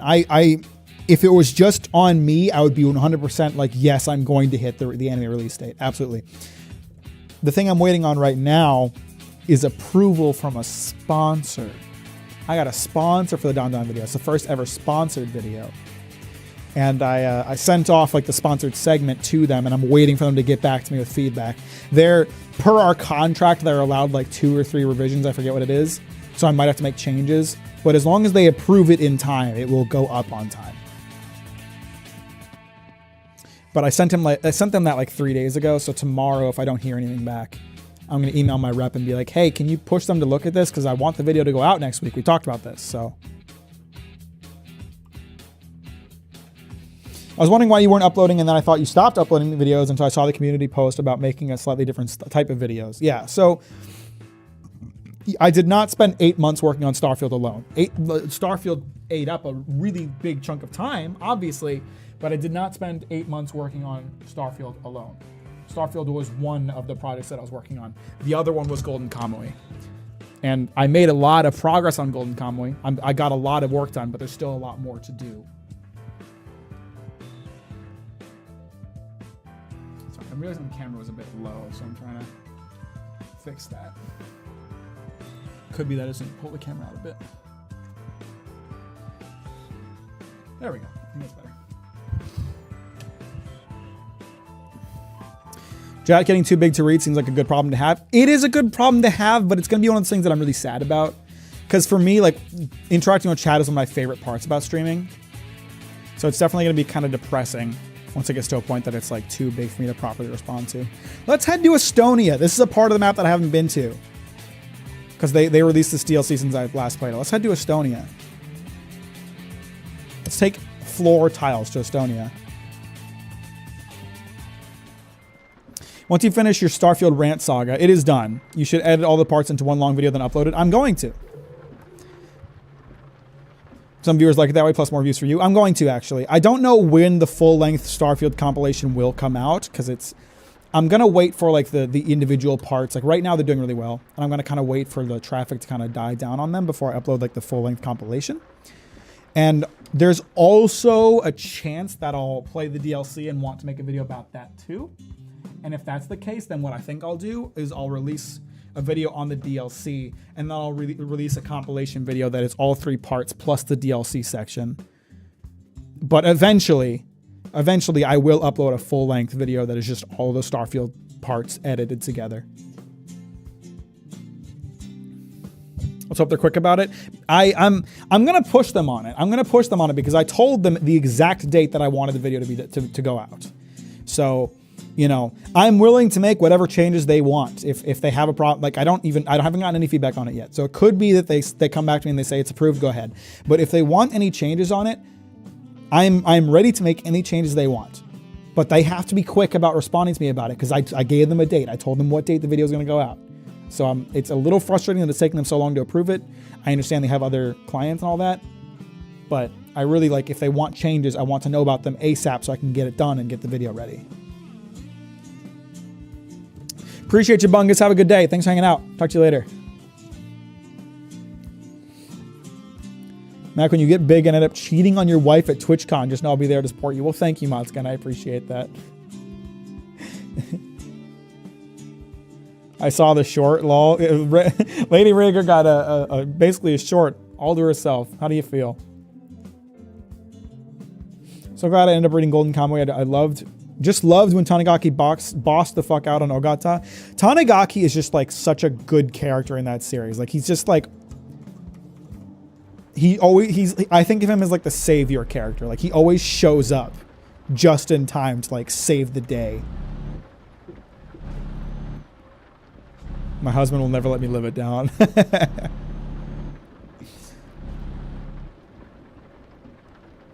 Max gonna sell it to Prime Energy, sponsored by Logan Paul once he hits 1 million subs. It happens to the best of us. I don't know about that, but...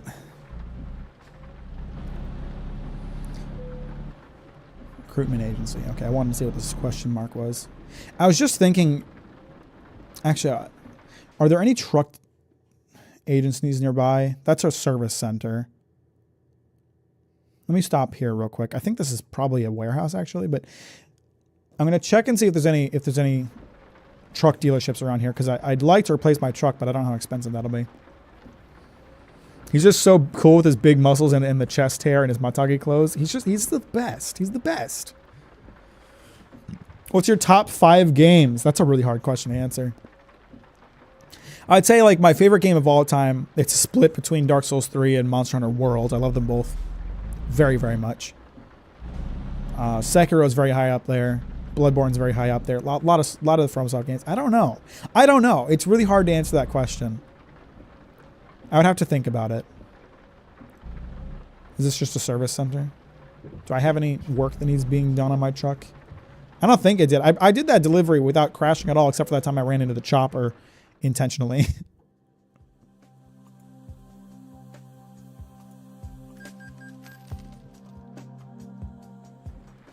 I'm in Poland right now. Even the semi-truck he's driving is going to be delivering Virtual Prime. I have played Cyberpunk 2077. I love Cyberpunk. Especially like before the 2.0 update, I thought Cyberpunk was like okay, but after the 2.0 update, I love Cyberpunk. It's a great game. Oh, red light violation.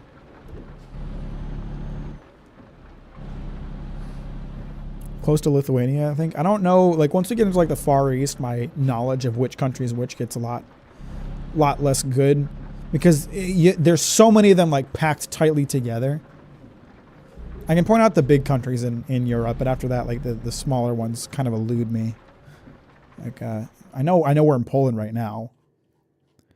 So obviously we've got Poland and Germany, and France and Spain and Portugal and Italy. Greece is down here. Sweden, Finland, and Norway. I don't know which one is which. The UK, Denmark, Netherlands, Poland again. But like, once you get down here, like, I couldn't tell you what half these fucking countries are. I don't know. I know Jordan's in here somewhere, I think. Obviously, Turkey's over here. Norway, Sweden, Finland from left to right. Thanks, Mots, again.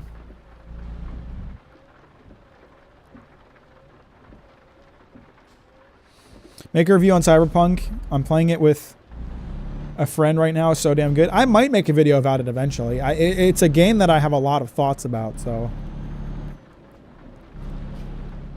I used to live south of Würzburg in Germany. We were driving through Germany earlier. You weren't here for that. Should have been there for that. Is there a European Jordan? Isn't Jordan in Europe? Am I wrong? Am I just totally wrong about that? Hang on. I know. I mean, it's closer to the Middle East, I think, but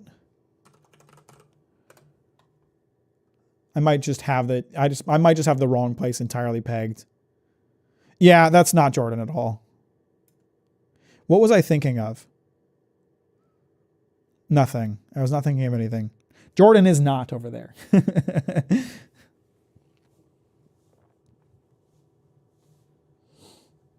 What do you think of Kira Ronke? He's pretty hot. Look, guys, I admit it. I said that I don't know that area very well. You can't get mad at me. I self-admitted. I'm not super familiar with, like I said, Eastern Europe, I got it down pretty well. Western Europe, there's just a bunch of fucking countries that are all shoved together. And every 10 years, it seems like a different dictator takes over. I can't keep track of that. Okay, this is a Mercedes-Benz dealer. Let's see what trucks they got on hand and how expensive they are. I'm not mad. I'm mad. Leave me alone. Oh, this place is closed right now. Okay. Well, I have a haul that I want to pick up, so we're not going to sleep.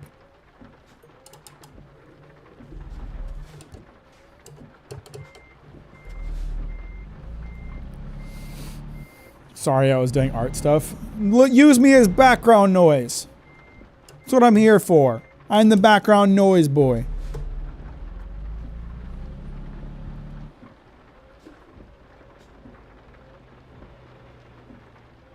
Volvo has the best trucks, more power. You can't come in here and tell Mack that Volvo has the best trucks.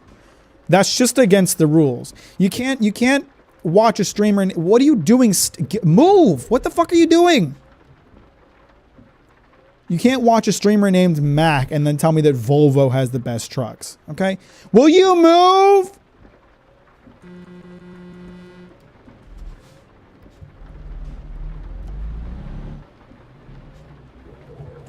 Sorry, I'm backseating.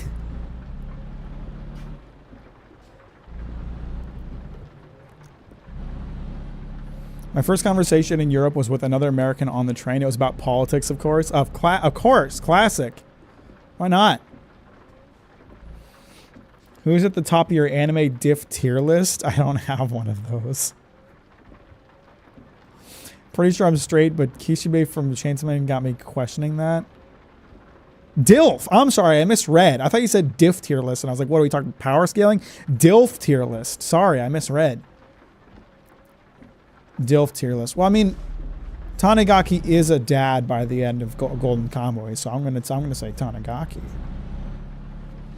And even though Frankie isn't a dad, Frankie gives big dad energy, so Frankie would definitely be at the top of that.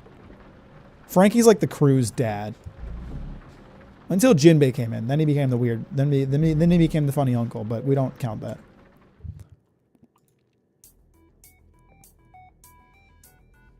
All right, we're headed to Pärnu, Estonia.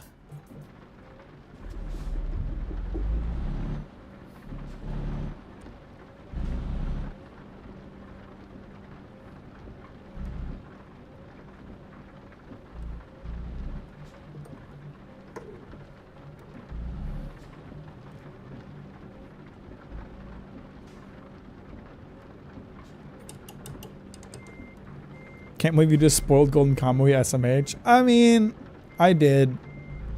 Sorry.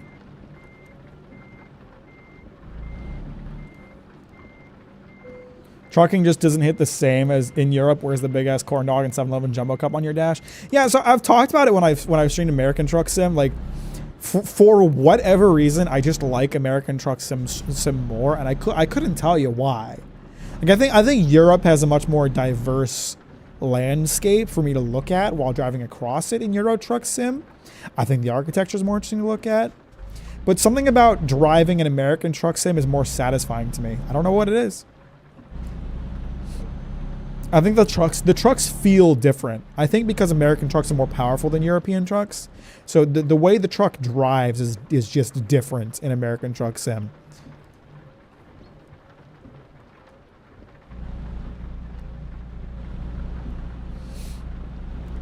90% of America is concrete. Yeah, as an architecture fan, American architecture fucking blows. It's so boring. It's awful.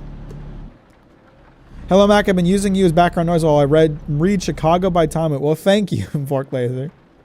I don't know how you're using me for background noise while reading, but thanks. I appreciate it.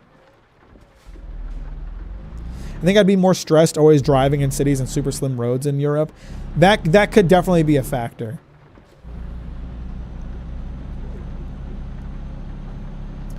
Actually, Mac, Europe has the more powerful trucks. Well, they don't look more powerful. You know, American trucks, we got the snout. You know, here in Euro Truck, they got these, they're like flat-ended, they're flat-nosed. I'm going to crash into this thing while doing this. American trucks got the snout. And I think the snout makes it look more powerful, you know?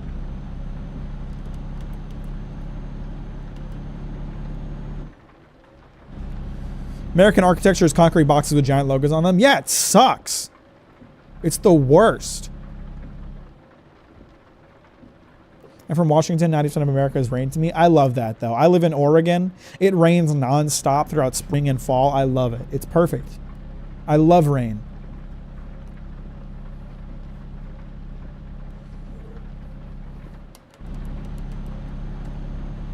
It's 4:30 a.m. I think I need to sleep. Have a nice night, evening, or morning. Appreciate you. Elia, I don't know, Elia. I'm going to say Elia. Good night. Hope you sleep well. Talk to you later. Thanks for hanging out.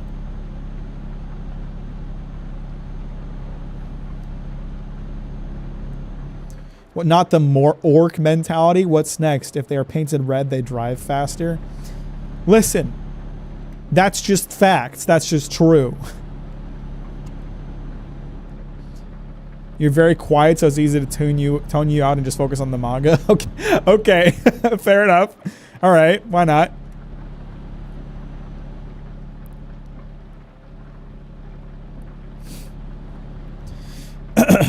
America has mostly brutalist architecture, which is boring Boring when used right and utterly hideous when used wrong, when done wrong, which is most of the time. Yeah, no, I've talked about it before. Like there's no love for architecture in the U.S. and it really, really sucks. Like we build buildings as cheaply as possible, and I understand the value of doing that. I do, but I feel like you got to take some level of like, I don't know, like quality of life into account when you're building a building or building cities. Like when you're going to work, do you want to work in a concrete box?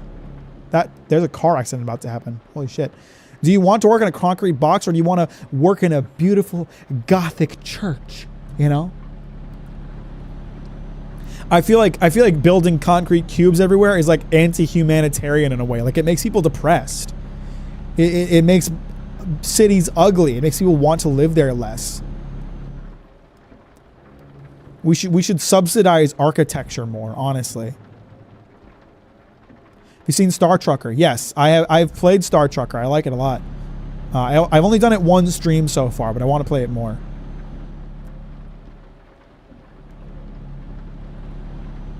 Some of those churches legit took hundreds of years to build. Yeah.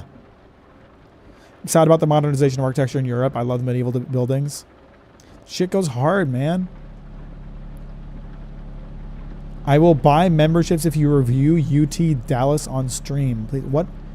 You should look at the college campus of the University of Texas at Dallas. Okay, hang on. Hang on, let me pause.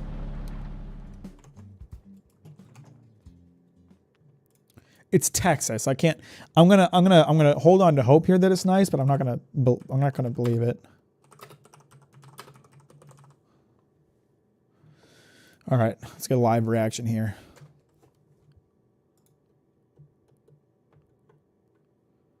Okay, that's not bad. That's not bad. The fountain in the middle, that looks nice. The cube shape is pretty unappealing. The cube and the glass is pretty unappealing. But that part's nice. Like the water is nice. The buildings are rough. The buildings are bad. That is ugly. That is so plain. That is so boring. Ugh. I don't like that. I don't like that. I don't like that. What the fuck is that? Is this when it was first built? This looks like a prison complex. Thanks for the 10 gifted subs, Mods. Again, you're a legend.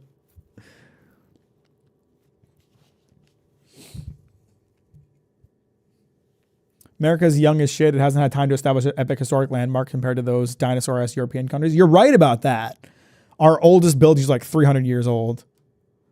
That's the new dorms. Okay. Why are all the pictures of this place of the dorms then? Or is that's not it, I guess. Okay. Okay, library. Let's take a look at the library.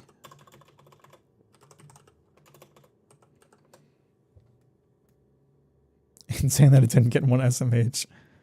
Bill's seething. The skylights are nice. Can I get like an outside view? That's not good. That is really ugly. It's so square. I don't like that. The sky, what do you call them? The sun roofs? Is that what they're called? What is this? Sciences building? This part isn't too bad. The rest of it is awful. This looks like an IKEA. This is their sciences building. This looks like an IKEA. It's Minecraft.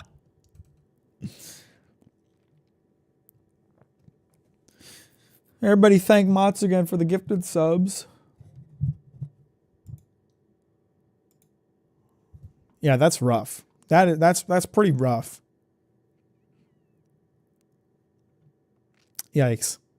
Search Green Hall. Okay, hang on. Oops. Green Hall. Oh my God. Oh my God. Is this a fucking parking structure? Is this a building? That's not too bad. But what is this? This is a fucking parking structure. That's where I would park my car, bro. It's the psych building? Is it because it gives you psychological damage? Jesus.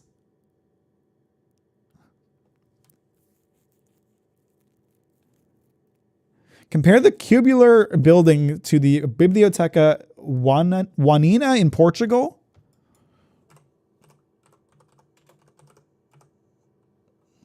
Juanina. That, I would not really describe that as a cube. That has some beautiful like art on the outside. What do you call that? Like the molding, the sculptures. That's fucking gorgeous. That is a gorgeous building right there. Appreciate you, Captain Punch. Have a good day. Thanks for hanging out. I'll talk to you later. Accents. Okay. That's very pretty. That's very pretty. I like that a lot. That's a pretty cube. That's a nice cube. It's not artistic because that's when it gets really fucking ugly. Not that any of this is any better looking you American government buildings. I mean, we're talking shit about American buildings right now, so.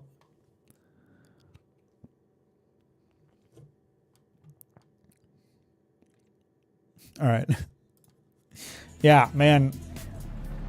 I'm a big like if I was to build a building, I would want it to look pretty. Like if I'm gonna build a building for me to work in, like I get that it's more expensive, but like man, if you had the opportunity to like build a building, wouldn't you want it to look fucking nice?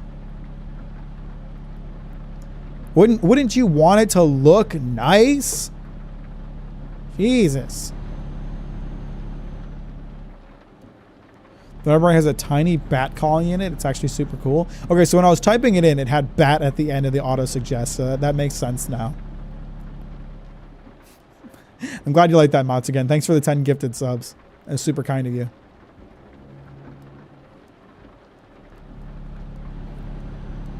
You're a legend. You're a legend, mate.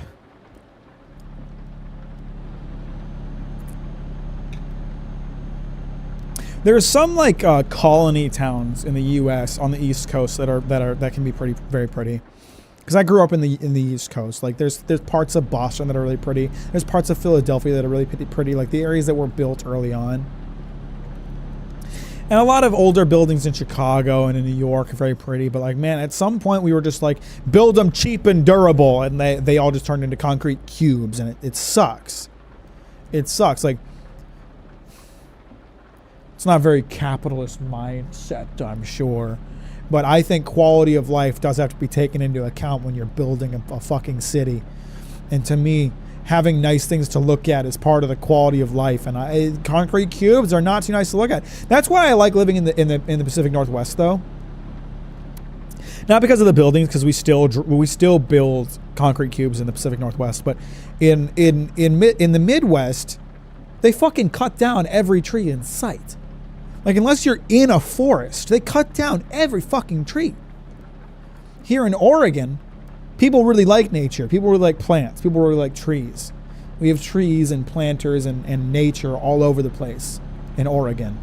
So it's a big part of why I love living in Oregon, is because there's some of that mindset of like the places we live should look nice. They keep trees around. They don't cut them down. They keep trees around. They keep flower beds. So that's a big part of, like, when I lived in the Midwest, it was just like, man, they cut down all the trees. Like, there's a tree that grows too tall, cut it down. Fuck it. I don't know what the deal is. I don't know why Michigan hates trees, but damn, they cut those sons of bitches down. Dallas does a decent job of greenery. That's good. It's very jealous of the University of Washington in Seattle. Yeah, it's one of the big things that I really love about where I live. Like, where I live is not that different from where you lived in Michigan in terms of like the vibes or the quality of life or anything like that, but it's just a prettier, like more cozy place to live because we actually keep the fucking plants that grow. And also we don't have winter, which helps. We do have winter, but it doesn't get very cold, and it snows once a year. So I like the area of Arkansas I'm in. I'm in the middle of a national forest and mountains. That's nice. That's another thing I like about Oregon, mountains. Having a nice mountain to look at on the horizon really does like elevate your morale, I think. I think that's important. You know, I think that really helps. Trees are cool though. That's so rude. Yeah, I don't know what the deal is. I don't know what the deal is. Like there's not a lot of plant life once you get into the city of into a city in the Midwest. They cut those suckers down. I think it's because like people in the Midwest are so frugal. Midwesterners like hate anything luxurious. I hate spending money, which I get that. I don't like spending money either, but it's like taking care of a tree is an expense that they don't want to deal with. So they just cut them down. And I'm like, bro, I think that's one of those things that you should be willing to pay for, just for the quality of your life. To have a nice tree to look at, you should be willing to pay for the maintenance on a tree. You should be willing to pay to cut the branches off so they don't hit cars, you know? That's fine. I wish we got snow once a year over here. We get it for 8 months and then it goes as low as 48 degrees. Man, I don't know where you're living, but it sounds like Michigan. That's another thing I hated about Michigan is like winter lasts like 6 months in Michigan. Like it starts in like September and it ends in like May. Sorry, no, not September. Winter starts in like November and it ends in like May. And then you have winter and then spring and fall each are like 3 weeks in Michigan. You get like 3 weeks of spring and fall. And then it's summer. So you get like 6 months of winter, couple weeks of spring and fall, and then it's just hot. So it's either unbearably cold or unbearably hot and humid. The humidity is awful in the Midwest. Oh my God. And then snow, just so much snow. So I like it here in Oregon. We have fall and spring that lasts like 2 or 3 months. Winter lasts like 3 months. It only snows like once a year. Summers are pleasant because even though it gets hot, it's like a dry heat. It's not humid as hell. It's nice, you know?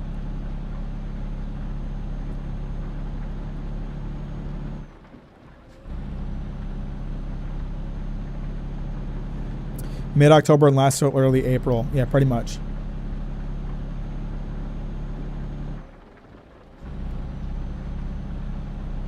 So it sucks that there isn't much green in Michigan. You really got to go out of your way for it. I mean, in parts where you get really rural. Yeah, exactly. You have to like drive out of the cities to find a lot of the greenery in Michigan. I don't know what the deal is. Why do they cut down all the plants? I think it literally is just like a cost and maintenance thing. Some Midwest dad is like who's really obsessed with like controlling the AC and making sure cutting costs is like cutting down branches off that tree costs $100 every year, or I could cut it down for $40 and never deal with it again, and then they do that. Don't know about Oregon. It rains too much. Every time I go to Lincoln, it's just pouring. That's what I love about it though. I love rain. I love rain. People are always like, oh, a rainy day. I don't like a rainy day. I love rain. Rain makes me so happy. I wish it rained every day. I like rainy days more than sunny days. So Oregon's like perfect for me. I want it to rain all the time. If you want winter and nuclear summer, go to Romania from minus 40 degrees to 45 degrees. I'm good. I'm really good. I'm fine. Me personally, like I love rain. I love rain. Dallas is sunny 90% of the year. See, I don't like that. I don't like that. It didn't rain too much in Michigan either. Like it would rain a lot during like the fall, but then it would quickly turn into snow, and then it snows for most of the year. And then there's a little bit of rain in spring, but then again, like spring lasts again like 3 weeks, and then it's summer and it doesn't rain again. Here in Oregon, we have like a dry and wet season. Like in the summer and in the winter, it doesn't really rain at all. And then during the spring and the fall, it rains like every day. And that's the time of year. That's the time of the year that I love the most, is when it's just like raining every day. I'm actually going to pull into this and get gas and sleep.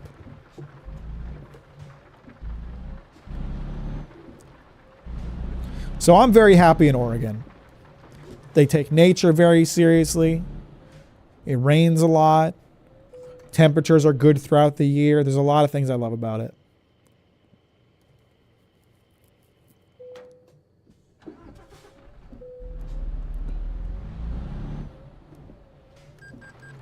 Okay, this guy has this like extended cab that's like basically blocking the gas station. That's really annoying.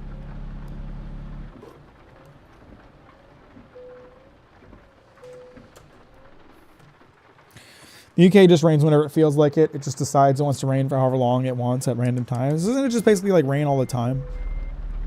See, I think I would like that about the UK. I don't think I would like the temperatures so much because it's like cold like all year round in the UK. But the rain, I'm fine with. Like, people are like, oh, gray skies are so dreary. They're so depressing. That lifts me up. Like, when it's overly sunny, that's depressing to me. Cloudy days make me happy. I love cloudy days. Because you know what clouds do? You know, they like shield the light. Like, on a really sunny day, I feel like the color gets really washed out in the world. Because you just have light beating down on everything. It's like all the colors get washed out. It turns like the whole world becomes like overexposed. But then on a cloudy day, like colors are more vibrant on a cloudy day. And that's what I like. I love that. Like the colors pop so much on a nice cloudy day. I love that. That makes me so happy. That lifts me up. That lifts me up and makes me feel good. I hate the sun so much. Give me night or clouds. I'm with you. I have blackout curtains right here. It's like, it's the sun's setting, so it's not bright right now. But I have blackout curtains in here. I have blackout curtains in my room. I block that shit out, bro.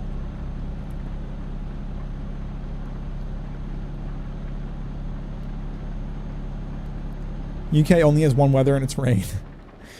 Live in Spain now. This summer was like 42 degrees Celsius, like 110 for the mentally ill. Okay, Danny. All right. Whatever. Sounds rough. So we have 13 hours left of the drive. I'm going to have to sleep at some point. 16 hours left for the job. That's not good. That doesn't really give me enough time to sleep on the trip. Well, I guess we'll just drive as long as I can. This might be a late delivery because they didn't give me enough fucking time. Not constant rain, but it can happen quite often, apart from the summer where you might maybe have a month without rain. See, here in Oregon during the summer, it pretty much doesn't rain at all for like 2 or 3 months straight, and that's one downside of Oregon, I think, because like a lot of the beautiful plant life that we have in Oregon, like it gets really pretty, it gets really vibrant, it gets really like grown out during the spring and during the fall, and then during the winter and during the summer, like it basically doesn't rain, so all the plant life kind of dies off. You get a lot of like yellow grass during the summer months, which is a little depressing. But I can live with that. I don't mind that too much. Just finished Volume 1 of Chicago, and I gotta wait for Volume 2 to arrive eventually. Sounds good, Bork Laser. Give us your thoughts. Give us a review.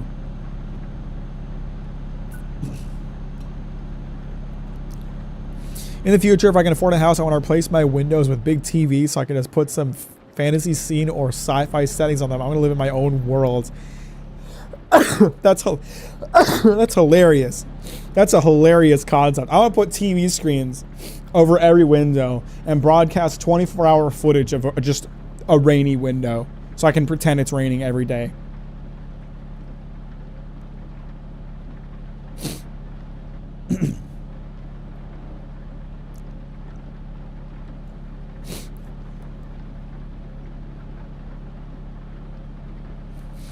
Yeah, but the temperature isn't that high. Anything over 20 degrees is considered hot. I don't know what that is in freedom units. Some guy says 20C is like 70 degrees. So that's 70 degrees is like the ideal temperature for me. Like a 70 degree cloudy day with some light rain, that is a perfect day. That is a perfect day to me. I wish every day was like that. 70 degrees, cloudy, light rain, maybe some storms here and there.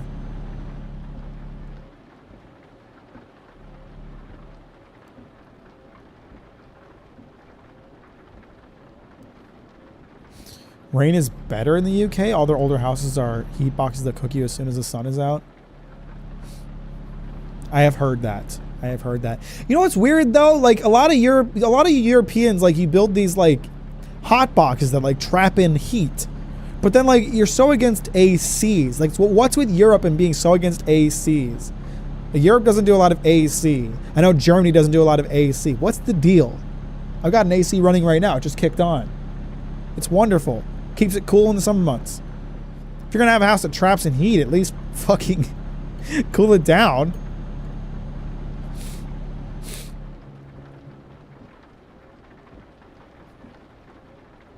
They did the window TV in that college dorm from hell. I don't know what you're talking about.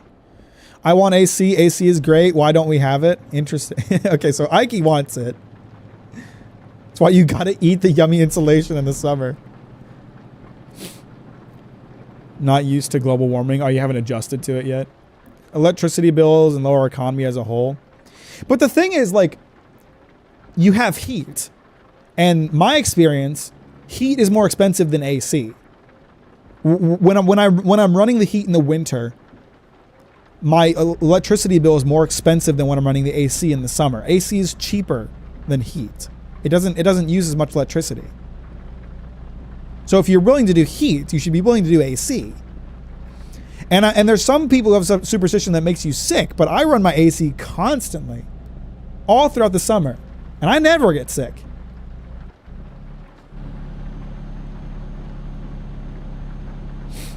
I think it was because of the ozone thing back in the 90s, but that was caused by the aerosol in aerosolized cans. That had nothing to do with AC.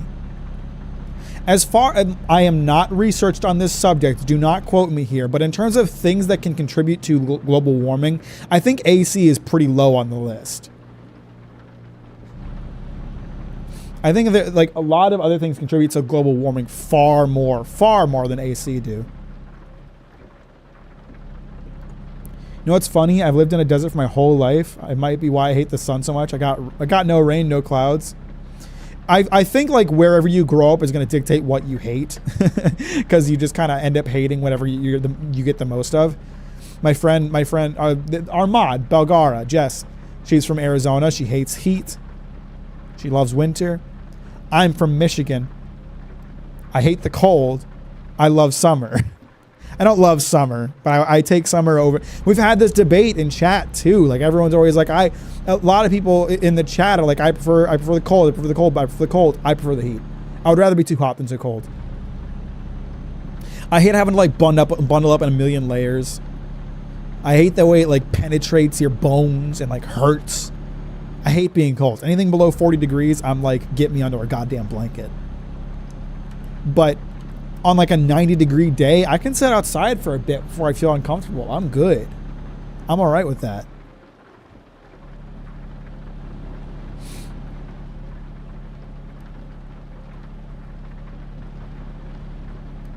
I thought it was also the coolant gases and the coils and stuff in ACs. Maybe? I don't know. You'd have to look that up for me. You'd have to look that up for me, because I don't know, but I would imagine we fixed that problem by now.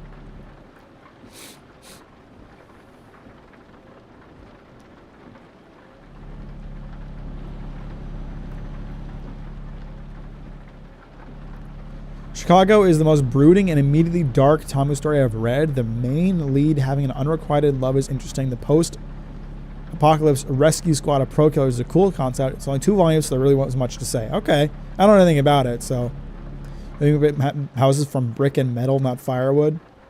Maybe just make more breathable houses. I don't know.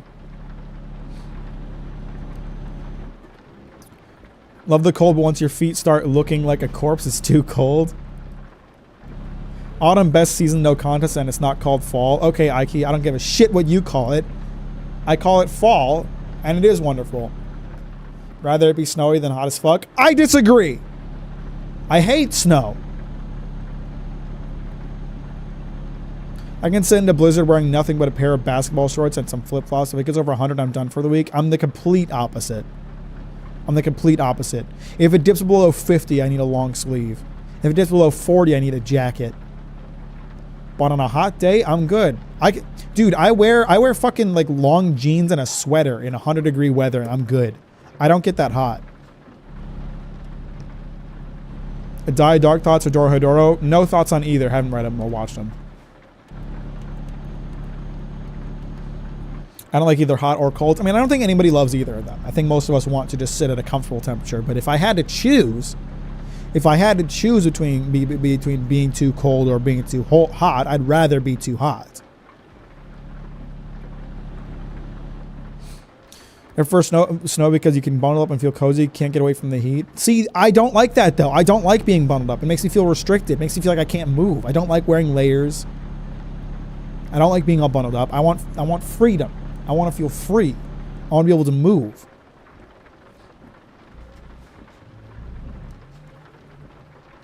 And again, like I don't really feel the need to escape the heat. Like I said, on like a 90 or 100 degree day, I'm fine.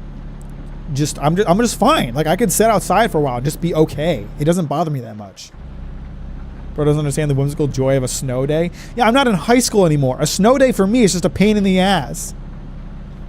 When I was a kid, sure, snow days are great. Get a day off of school? Fuck yeah. Now I'm an adult. I still gotta go to work on a snow day.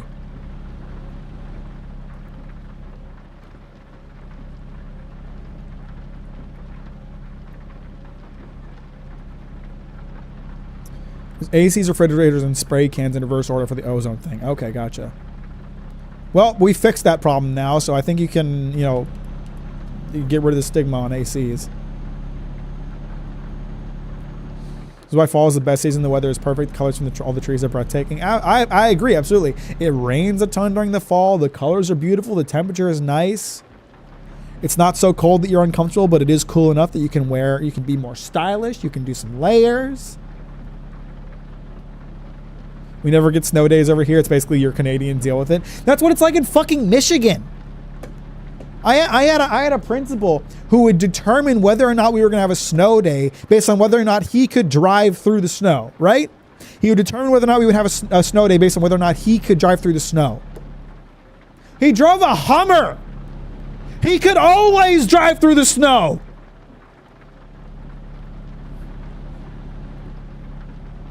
I meant snowy day. Well then, no. I don't understand the whimsical joy of a snowy day because I hate snowy days. It's cold. It's unpleasant. I look outside and I watch it slowly turn into brown and gray slush on the road. It's disgusting.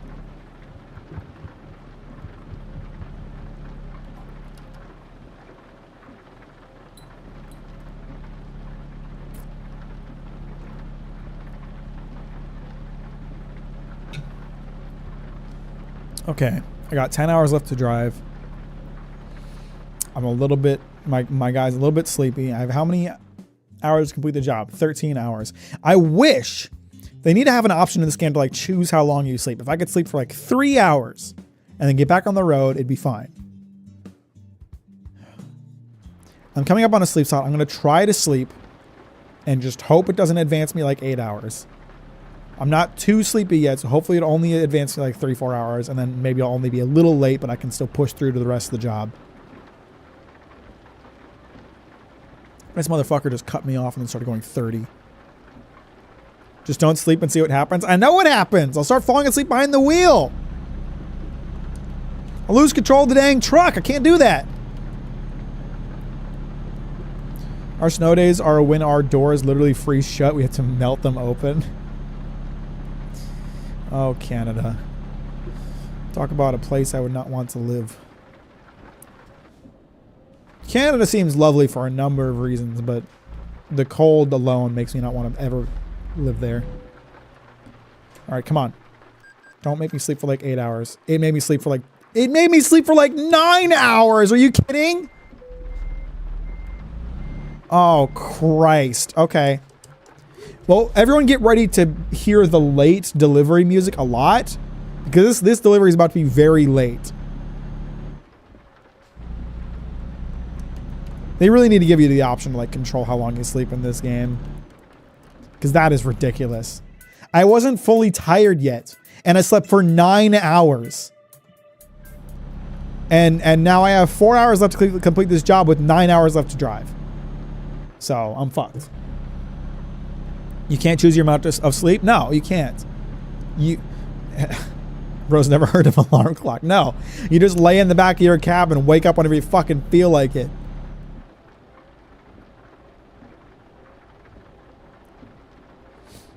I've read a few anti-American and anti-American extra published manga, and they're all poorly produced with typos or impossible to read text boxes. I don't know anything about that.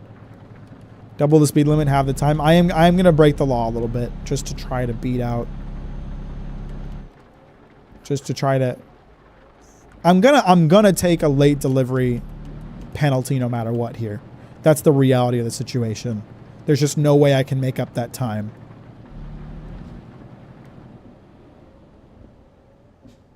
Oh my god, I can't go through the fucking toll here. This is a problem. This is gonna lose me some time.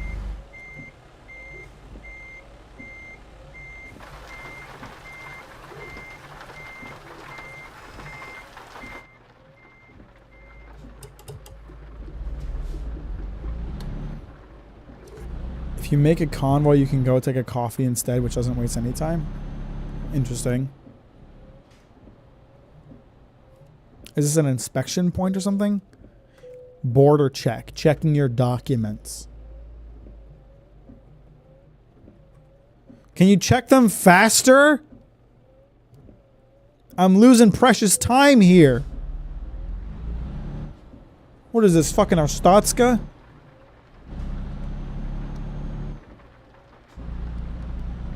Well, I'm fucked. Like I said, guys, get prepared to hear the late delivery music a lot. When you're running late on a delivery, it starts playing this song, and it won't stop until you make the delivery, and it's really irritating. So just get prepared for that.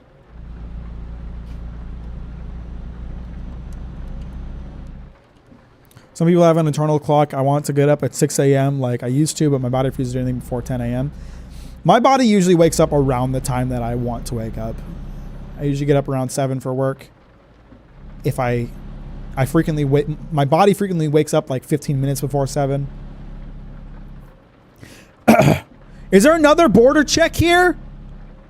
I just got checked. You can't just take the word of the guy at the last border check? Come on, man.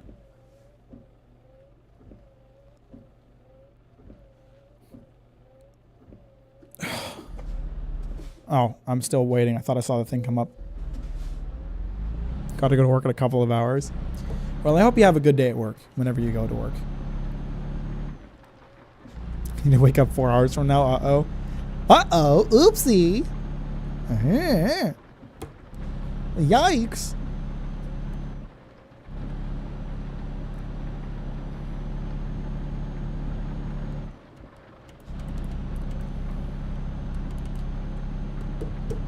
So many good manga are only available by physical copies of Animerica. You have to get lucky with decent prices since Animerica is no longer a thing, and I hope the copy isn't awful. I'm surprised I haven't heard of this before. I'm fucking pissed. Why did he sleep for like 9 hours? I was like a third of the way up the sleep meter, and the motherfucker slept for 9 hours. I was hoping he'd sleep for like 3 or 4. Fuck me. I should have just kept driving.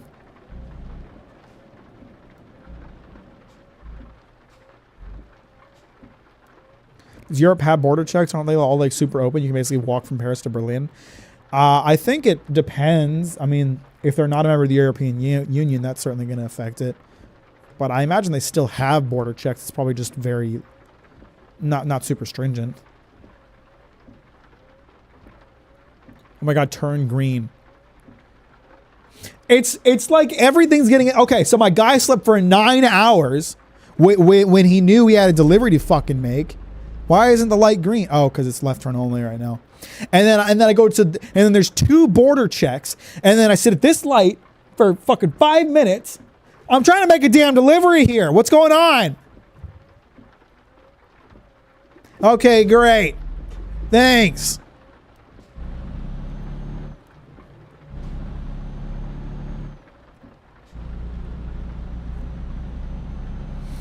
I would drive a truck if I could have a sick PC gaming or streaming setup. Some truckers do.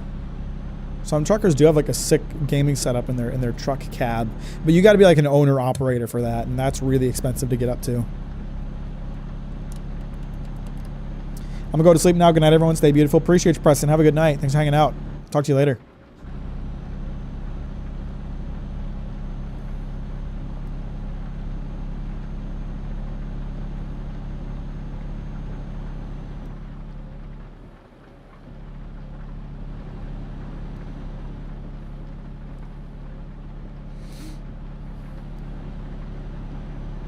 What's everyone do for work? Dox yourself. Tell me about your job. I told you about mine. Told you what I do. Now it's not your turn. Tell me what you do. What's your job? What's your means of producing cash flow and contributing to the economy? Come on, light turn green before I get there. Turn green before I get there, you motherfucker. You motherfucker. You motherfucker. Come on, now turn green. If I was old enough to work, I'd tell you. All right, fair enough. I'm unemployed. Sick. Wait, you just said you had to go to work. I'm a training analyst? Tell me more about that. What do you mean? Like you analyze trainings for for companies or something like that? Property/casualty insurance agent. Interesting. I don't think I could work in a sales position ever. I'm happy that I work in procurement. Because sales, I couldn't do sales. I'm not charismatic enough for sales, I don't think. School. Well, that's not really work. Oh, you said you had to get up. You didn't say you had to work. That's my bad. You're right. Building standing desks in office buildings at night. See, that sounds lit. That sounds lit. I used to work at a furniture store, and it was my job to maintain the displays. So I'd come in at like 5 a.m. and like build dining tables. And I liked that. I'd listen to podcasts, build some dining tables. I enjoyed doing that. I don't think I would still want to be doing that. It gets tiring after a while. But it wasn't bad.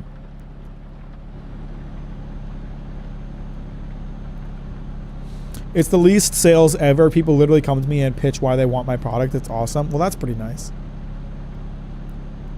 I think being a salesman for something that people need probably is pretty appealing. Being a salesman for something that people will come to you for. I'm a contractor for the military, analyzing their training, do data mining / collating, make slides and things for their after training reviews. Interesting. What an interesting occupation. I never heard of such a thing. I work at a factory, 8 hours of free audiobook listening a day. That's pretty good. That's pretty nice. If you don't mind the work. Just veg out and do your thing. It's fun until you have to walk up 18 floors of stairs once the elevator guy clocks out. Oh. Yeah, that would be a yikes. I told him to stop the wars quick. I told him. Tell them to read Vinland Saga. Tell them they don't have any enemies.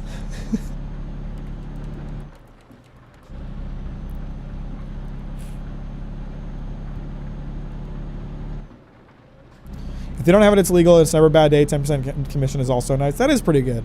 Sounds good. That's lit. Night shift retail. I basically read manga all night and occasionally clean and do stuff. It sounds good. Basically work a giant dishwasher for motor parts. Interesting. What an interesting job. I like hearing about people's jobs. Because I feel like there's so many jobs out there that exist that I don't really know about. Whenever I tell people what I do, a lot of people don't like fully understand it because it's not like a very common job. I don't feel like. The thing is, like, every industry on earth needs purchasers. Every industry on earth needs buyers. But when you tell people, you're a buyer, there's a lot of people that don't really know what that means. Because it's kind of like a silent part of the economy, I feel like. Yeah, I know they expect delivery soon, but I decided to sleep for 9 hours, so they're just going to have to wait. All right, here comes the late delivery music. You guys hear that? We're going to listen to that for the next 7 hours of driving. Can I turn it off? Actually, I've never looked if I can turn it off. Gameplay, probably. Time zones.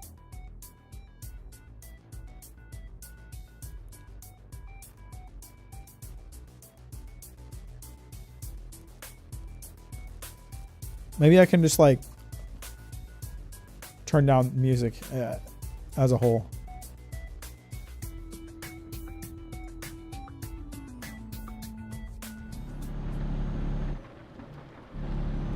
There we go. I think that gets rid of it. I'm also trying to become an emote artist and content creator too. My ADHD puts too many puts to me, my ADHD has been working too hard. I mean, that's kind of the boat that I'm in. You know, I have, you buy books for authors to sign at signings. No, that's not what I do. I purchase things like dried fruit, granola, flour, and packaging materials for distributor. And our stuff, we buy things from like farmers and from importers in large sizes, right? Like a lot of importers have like minimum order quantities of like a pallet. A lot of farmers want you to take their whole load. We buy that. And then grocery stores or manufacturers will buy from us because they can buy a much smaller quantity from us. You know, if the importer it has a minimum order quantity of a pallet, you can come to us and buy a box off of that pallet. And I purchase the things that we sell. Sounds like you're drop shipping scum. No, so you're basically a middleman. Yes, we're middlemen, but we're a necessary middleman because not everybody can buy a pallet of dried mango. I can buy a pallet of dried mango, but your local grocery store certainly can't because it would go bad before they sold through it all. But anyway, so I'm kind of in the same boat, Lady Rager. Like I work full time at my purchasing job, and then I spend basically all of my free time either streaming or making YouTube videos. So I have very little free time for myself because I'm always working on something.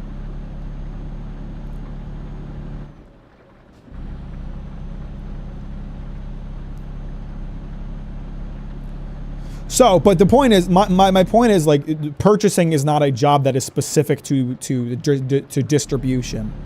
The importers I buy from have purchasers. The grocery stores I sell to have purchasers.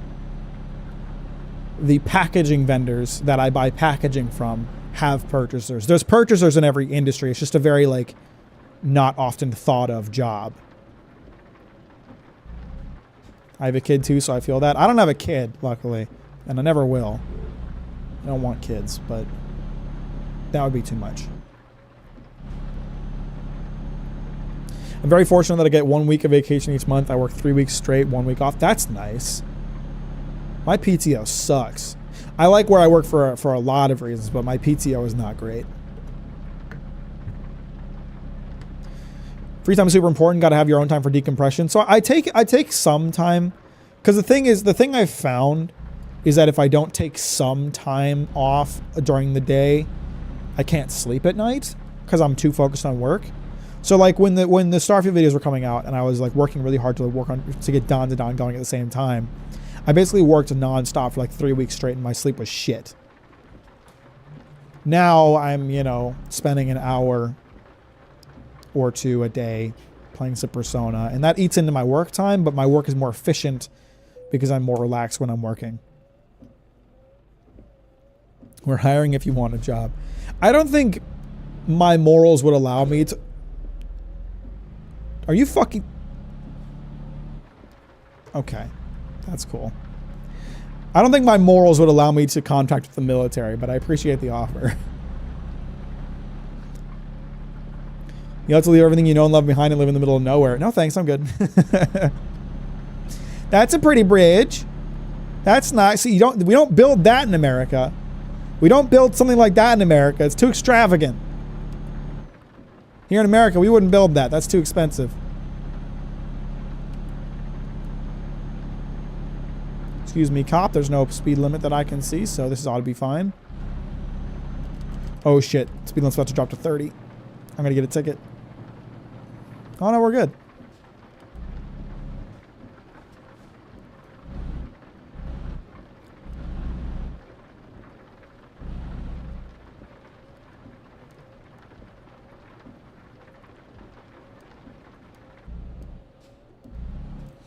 Did you ever fuck up, like buy a pallet of mango full of monkey bones?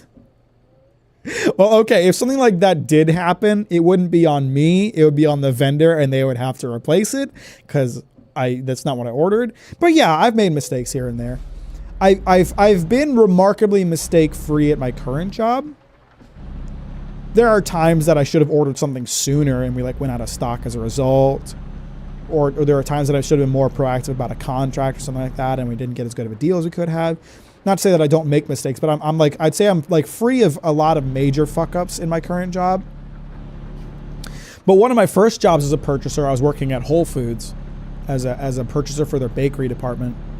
And my team leader like gave me some projections for pies that we would need to buy for Pie Day, because they had like a Pie Day sale. And he said he gave me like an Excel sheet full of all the pies that we would need to buy. So I bought them. And they came in, and I was like putting the delivery away, and my team leader like came up to me, and he like looked at this massive pallet of pies I'd purchased, and he was like, "You fucked up." And I was like, "Why? What are you talking about?" And he was like, "That Excel sheet I sent you, all of those numbers were total numbers of pies, not cases of pies. And there were 8 pies to a case. So I bought 8 times the number of pies that I was supposed to." Now, luckily, the vendor was really nice about it, and they took them back, and we just had to pay a small restocking fee. But that was one of my biggest fuck ups as a purchaser that I've ever done.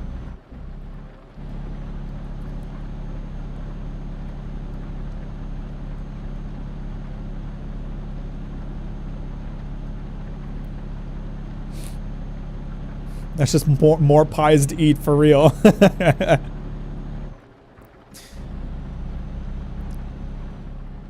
I maintain my morals. I'm still anti-war, anti-fascism, but I'm stuck in a capitalist hellscape, and I need to work as a job law. Options are limited where I live. That's fair. Obviously, I'm not going to fault you or say there's something wrong with what you're doing, but like, if it was like for me, like leaving what I'm already doing, leaving my stable job that I feel good about doing to go like work for the military, I couldn't like do that. It's against my morals. Mac just loves pie. How many pies does that make? I can't remember the total amount. It was like a pallet and a half of pies. It was a lot of pies. The reason like it didn't trigger anything in my brain to be like, that's too many pies, is because when we do Thanksgiving in the bakery, you'd have to buy a fuck ton of pies, like way more than I bought that day. So I didn't really like, but like in hindsight, I definitely should have been like, that's too many pies. And I should have asked him to clarify if it was cases or total pies. But it worked out, you know, like I said, we were able to return them.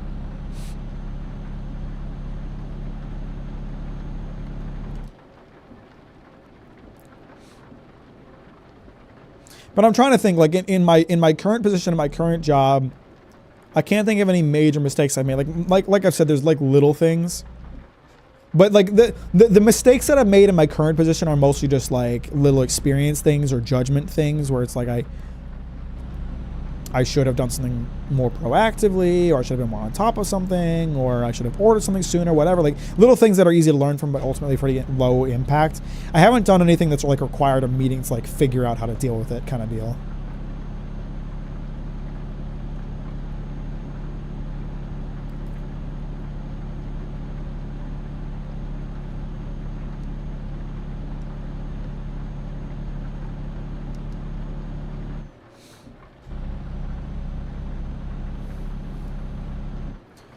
My husband just told me he wants to turn the audio of that short and make it into an audio on his stream. I'm never going to live this down. He has my full permission to do it. Just arrived. What are we playing? Euro Truck Stream, you Ruiz. How you doing? Welcome to the stream. Thanks for liking it on the way in. I appreciate that. Mack's an elite employee. I don't know about that. I think I do my job well. You fuck up enough times and you learn how to avoid fucking up. I think that's all it is.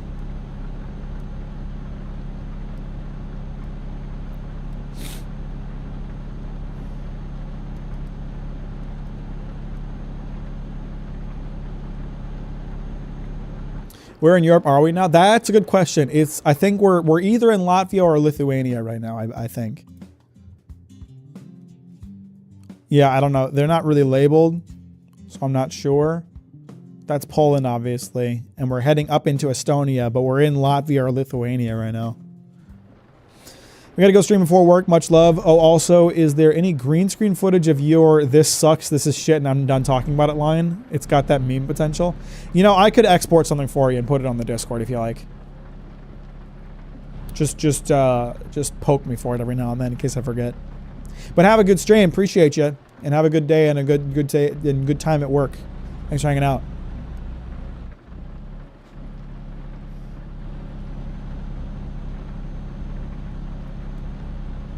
How did any scripts completely out of control? Like someone else got lost in translation and gave too much, less too little. Yeah, that has absolutely happened.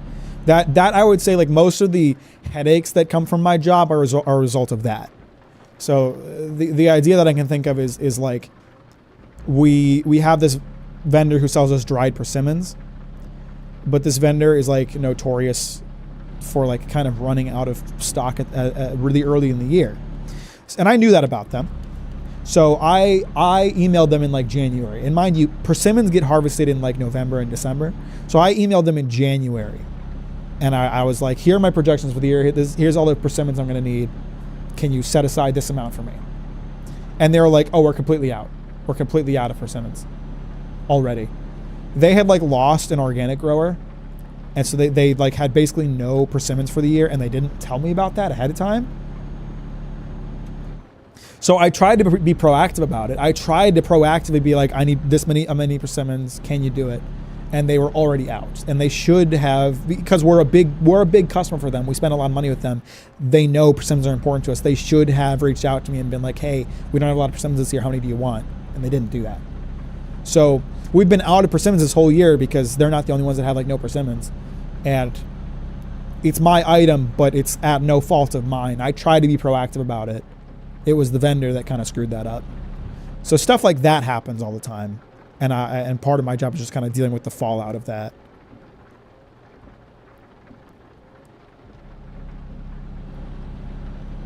I was definitely watching as my wife told you about my evil plans for that short. You saw a legend. Thank you.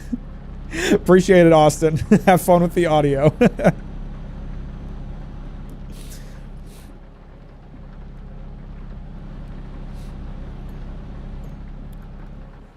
All right.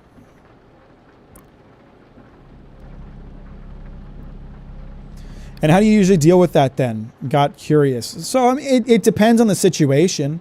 You know, with the persimmons, how I dealt with it was I did all the research I could to like find any other sources for persimmons I could get. You know, I forewarned our sales team that we were going to be light on persimmons so they wouldn't be surprised when we went out of stock. And then I researched every persimmon grower I could find in the U.S. and tried to find a new vendor. And basically, the story was that persimmons just had a bad year. They had a bad crop year. They didn't have a lot of persimmons to work with. There weren't a lot of dried persimmons in the circulation. And so, since my primary vendor did not forewarn me about that, there were no other vendors available to sell me any. So it kind of became a situation where we just kind of accepted we're not going to have persimmons this year.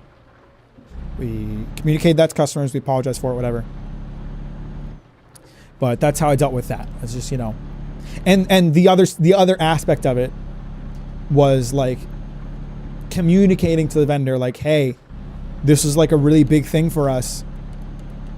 Persimmons are a very popular item, and now we have none. And it's you could have communicated to us sooner. And I you know, they're a partner that they're a vendor that we spend a lot of money with. We're a big customer for them. So like when you have a good relationship with a vendor and when you're a big spender with them, you tend to get priority over other customers.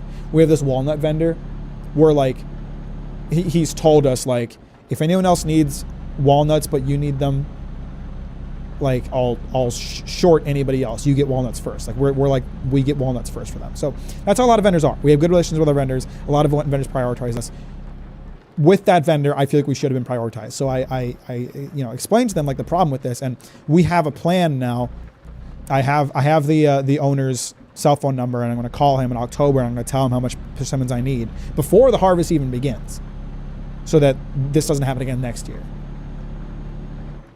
But you know, it just depends on the situation. Most of the time, the answer is find a new vendor. If we can't get something because one of our vendors screw up, we find a different vendor. And most of the time, that's a fairly easy solution. There's more than one person selling most commodities, but the problem comes in when there's like a bad harvest year. Like I was talking about earlier, tart cherries. Like I'm struggling finding tart cherries right now because Michigan's entire crop was wiped out. So that's what I'm trying to deal with right now. a situation that we're right now we're at risk of running right now we're at risk of running out of tart cherries at no fault of mine as a purchaser, because there's just not a lot of tart cherries that are out there. What I can do to remedy that is find a new vendor, and that's what I'm working on right now. Appreciate you, Lady Rager. Have a good night. Thanks for hanging out. I'll talk to you later. I love Euro Truck. Me too, Dav. Me too. I'm speeding? Yes, I am speeding. Oops. Well, I got deliveries to make. What can I say?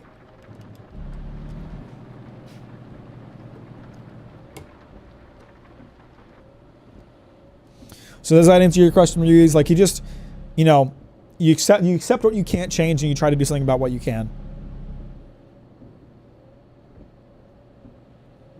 It depends on the situation. There's different solutions for different problems, obviously. Granola has mice parts in it. Bone parts get in there. I no longer eat it. I mean, I think it probably depends on the granola vendor or the granola producer. I buy granola for my job, and our granola is really high quality and nice.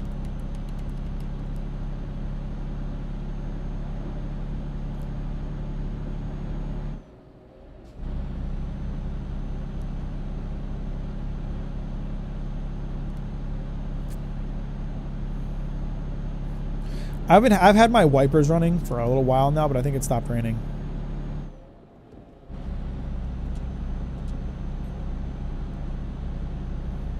Actually, I think it like just stopped raining because there's still some droplets on my windshield. Black pudding apparently has dried pig blood in it. Irish food. Well, it is blood. Black pudding is blood. It's like congealed blood. Wiper from One Piece.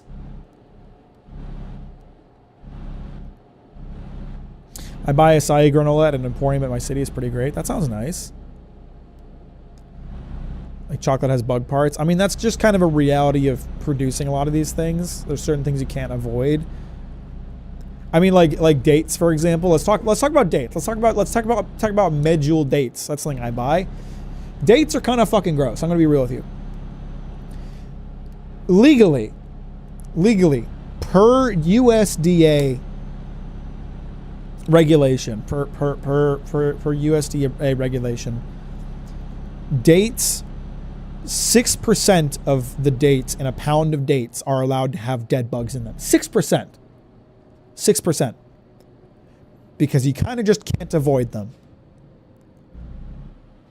So if you like dates, I recommend buying date paste or date pieces. Whole dates, good chance you're going to eat a bug carcass. Really good chance. 6%. 6% of dates per 1 pound can have dead bugs in them. I thought it was crazy too when I read it, because we had a problem with dead bugs in dates, and I was like, what? And when we were looking up, like, what's the allowed amount? 6%.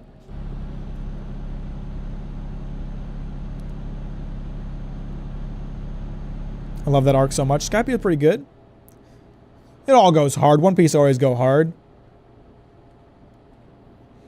Classic UK foods be wild. They eat pickled eel and blood jelly and call it a full meal. I mean, the UK is just pretty fucked up on gourmet anyway. But, I'll try anything once. If it tastes good, then why not? Feel free to look up how figs are made, my dude. I buy figs. You want to talk about fig bees? We were talking about fig bees the last time I did a trucking stream. There's a variety of bee or horn wasp. Sorry, it's a fig wasp, I believe. They nest inside of figs to breed, and then they die in them, and they decompose, and they become a part of the fig. And that's how they pollinate them. So there's a lot of variety, not all varieties, mind you, but a lot of varieties of figs. Part of the nutrients you're getting is decomposed bee. We eat cows.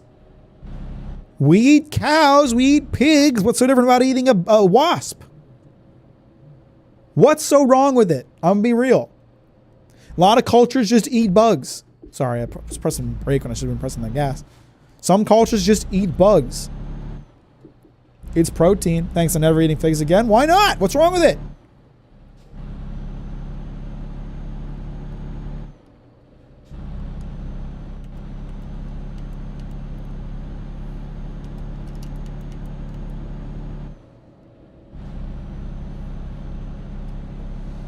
one's got venom. Not all. Not all. You've never died eating a fig, have you? You gringers are nasty. My food only has pesticides. Yeah, have fun with the cancer you're gonna get from that glyphosate, brother.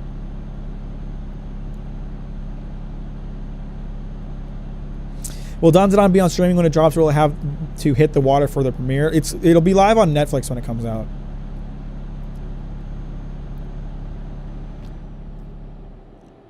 Man, I loved figs too. Keep eating them. Keep eating them. What's wrong with it? It's not like you're eating like a bug carcass when you're eating a fig. They decompose and they become a part of the fig. Part of the fig's meat, if you will. Part of the fig's meat is made up of the parts from decomposed wasps. You eat cow, your body digests it, makes it part of your system. You're part cow. It's the same with figs. Figs are part wasp. What's wrong with it? You're not going to die eating it. It still tastes good.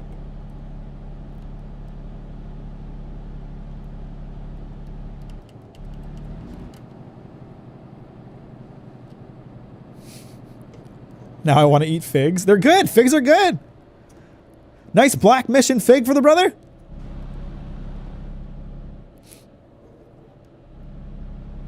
I don't believe that wasps add anything to the ecosystem. Even if they do, they should not exist. Well, like I said, fig wasps pollinate figs. You don't get figs without fig wasps. So, are they even wasps? I'm not sure. So, someone questioned it the other day, and it made me think about it, and I wasn't sure. I think they're just bees. No, they are wasps. So I was right the first time. It's a fig wasp. Here we have a nice diagram. Let me pull out up in another tab. Here you go. Here's a nice fig wasp diagram for all of you who are curious. Pollen-laden female wasp enters the syncomium of an unripe fig through an opening known as the ostiole. Fig synconium contains both male and female flowers. The wasp lays eggs within some of the flowers in the synconium. Figs are basically reverse flowers, by the way. This is another fun fig fact, in case you didn't know. Figs grow petals on the inside. They're basically like a reverse flower. In the process, the insect pollinates the other female flowers. See, you need fig wasps because they pollinate figs. You don't get figs without fig wasps. Flower ovaries that contain wasp larvae form and close in gall-like structures. The pollinated flowers without larvae produce seeds for the fig plant. As the fig matures, male wasps emerge first from the galls. They then travel the synconium in the search of female wasps, fertilizing them while the females are still in their galls. Male flowers have matured by the time mated female wasps entered from their galls. Without ever leaving the synconium, the wingless male wasps dig escape tunnels for their mates and then die. After collecting pollen from the mature male flowers within the ripe fig, each mated female wasp escapes through the tunnel. The female wasp carrying pollen flies to another fig tree in search of synconium in which she can lay her eggs. She dies in the synconium soon afterwards. The fig bee flies into the wasp, lays her egg, dies. The eggs hatch, the males dig escape tunnels, die, and the cycle repeats. You don't get figs without this process. Okay? If you like figs, then you like fig bees, fig wasps. I'm sorry. I hate to be the bearer of bad news. Can't believe there's a species of wasp whose entire purpose is to die by fig. There sure is. There sure is.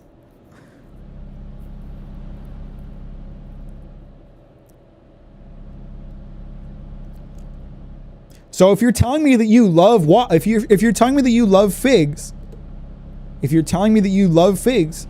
then you love fig wasps. You've been eating them your whole life. You've been eating parts of fig wasps in your figs your whole life.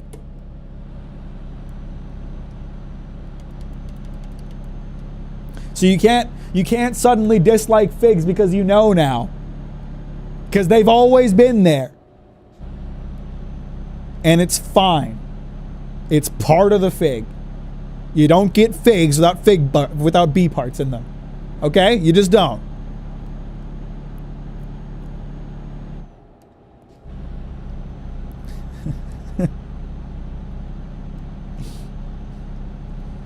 I'm so glad I only involved seasonal depression instead of fig sacrifice.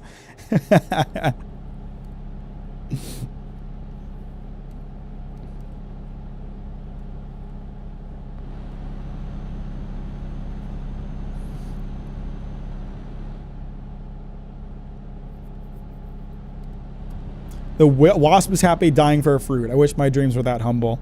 Where are you driving right now? Somewhere in Estonia.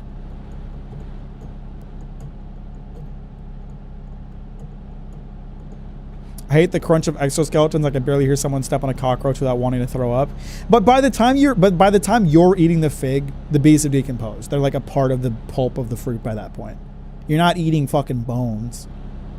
You're eating decomposed goo. Never saw the fig hype. I've had it once, and it was the fruit of all time. Not bad, but not remarkable. I don't love them that much either, but they're good. Where are you going? Estonia.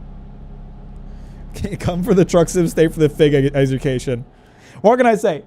Last time we talked about honey. This time we're talking about figs. Next time maybe I'll talk about fucking flour. Who knows? Don't yawn, motherfucker. We got an hour left to go.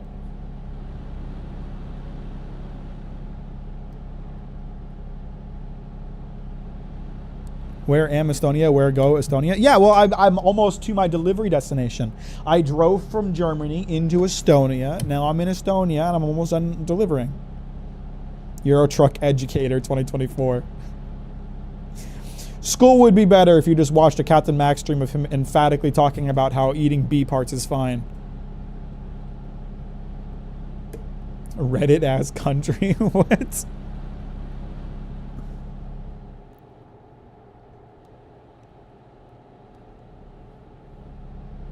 Now, the dead bugs in dates, I'm not so much of a fan of. Because that does not involve... That's not necessary for the dates to exist. It's just the dates are kind of a gross fruit. Dead bugs in dates, that's less fun. But dead wasps in figs, that's just normal. That's part of the fig. That's part of the fig experience, brother. I'm sorry.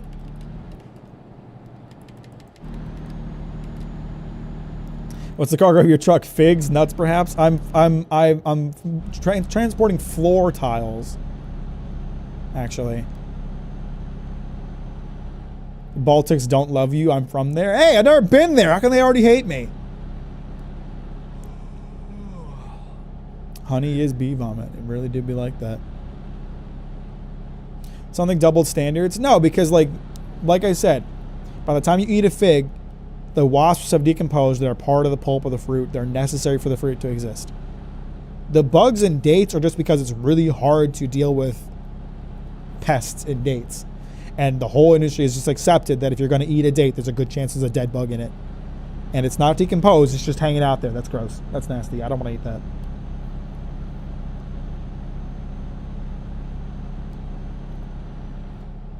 Nothing makes a fruit better than bug carcasses. True that. That's so real.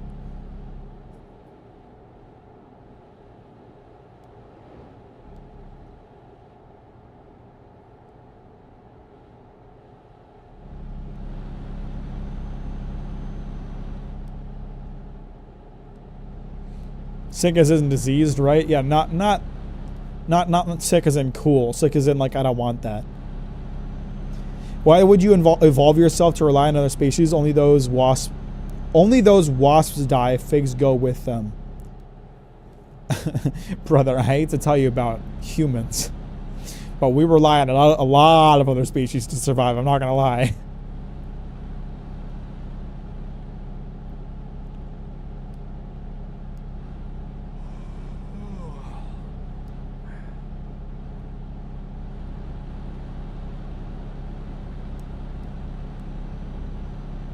Sister ate a whole ass dried earwig and a dried apricot. See, that should not happen with your apricots. Apricots are not are an item that should not be infested with pests.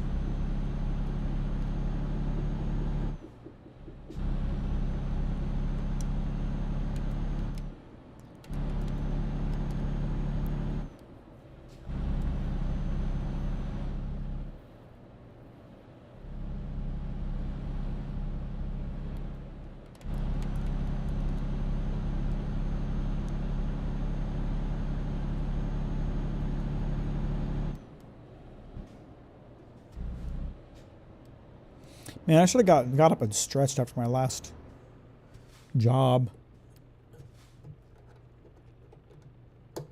Apparently the supermarket figs aren't pollinated by wasps. It is not all figs. It is not all figs. There are specific varieties of figs that are wasp pollinated.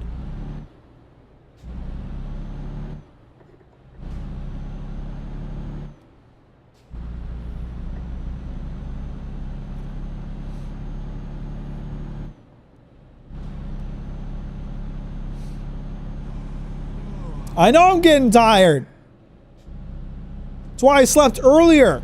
I just wasn't expecting to sleep for 9 fucking hours. I'm trying to get a job done here.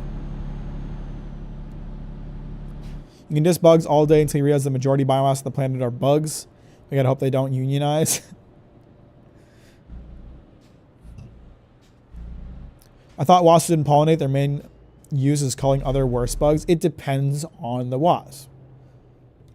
Not all wasps are fig wasps.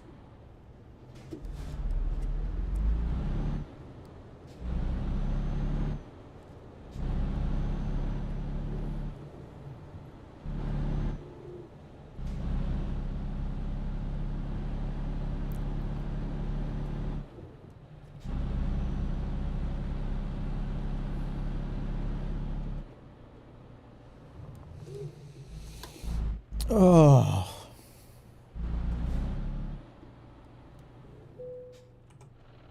Oops, I just turned off my truck for some reason.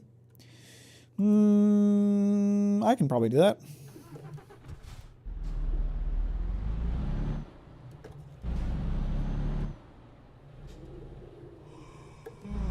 Oh, I can back into that even though I'm falling asleep.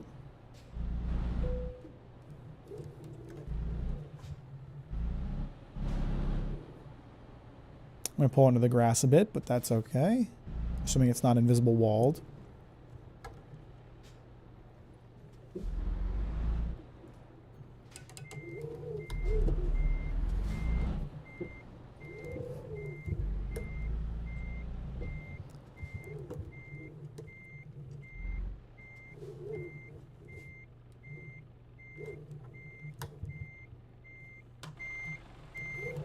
No, the other way.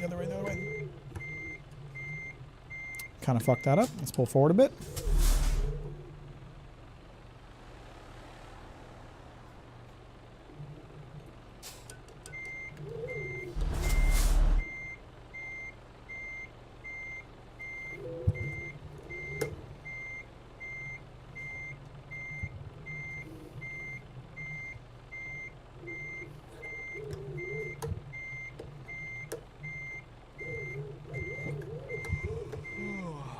Yes, I know you're tired.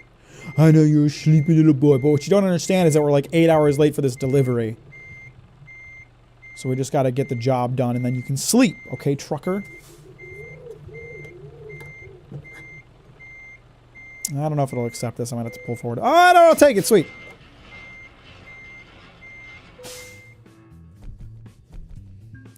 Fuck you. You didn't give me enough time for this delivery. I lost 15,000 euro on that late delivery. Dude. You didn't give me enough time to sleep twice. You gave me a job that... Fuck off. Fucking stupid game.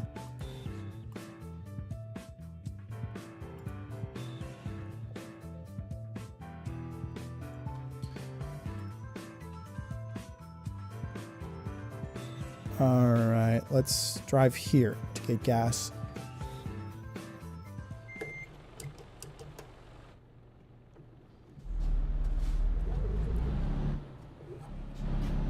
Getting flashbacks to Mech Warrior 5. I mean, that was pretty bullshit. Like I was driving, I didn't take any detours. I was driving the speed limit the whole time. The amount of time that I had to drive, I had to stop and sleep twice. There was just no avoiding it. So the fact that I lost half the fucking cost of the delivery on late charges when I couldn't have avoided being late, kind of bullshit.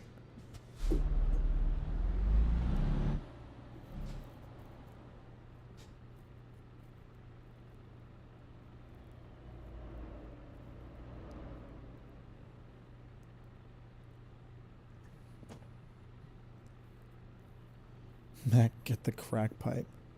Jesus, take the crack pipe. Yes, I'm working on it, sleepy boy.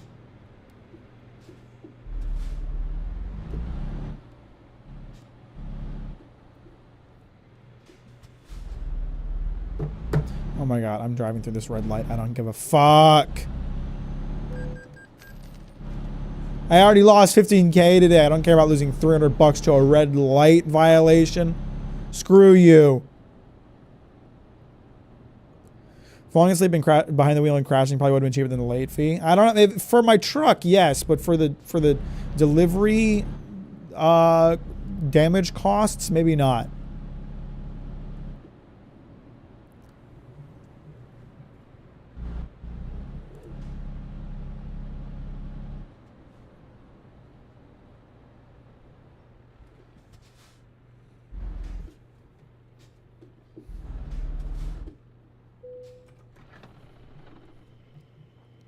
Get some fucking gas in my goddamn vehicle.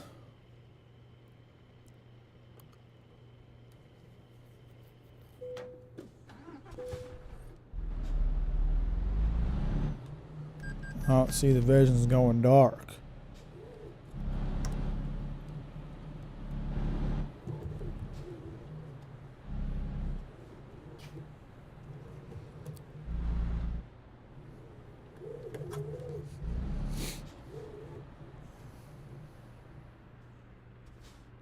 Is this not a place to sleep? Okay, I'll just go across the street. It's fine.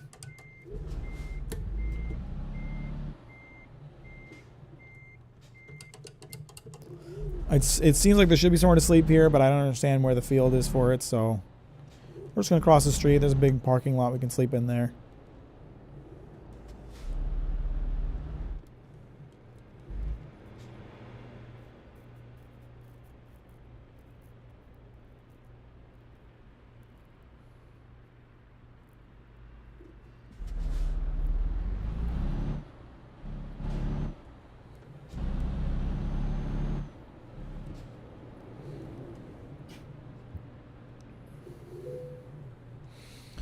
I'm finding a place to park, motherfucker. I'm doing it right now.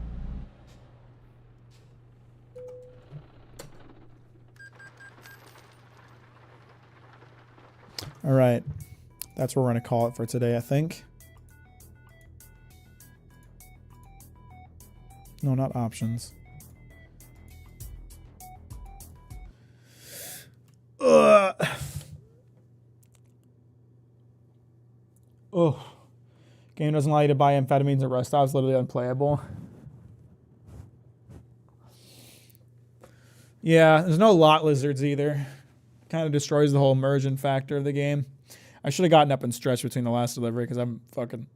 My ass hurts from sitting so long now. Well, I appreciate you watching, everybody. I hope I'll see you again on Saturday, where we're probably going to be doing another Elysium stream. So prepare for like maximum ADHD energy. It'll be pretty great. It's been a good fruit lore stream. Glad you enjoyed it, Ike. Thanks for hanging out, everybody. I appreciate it.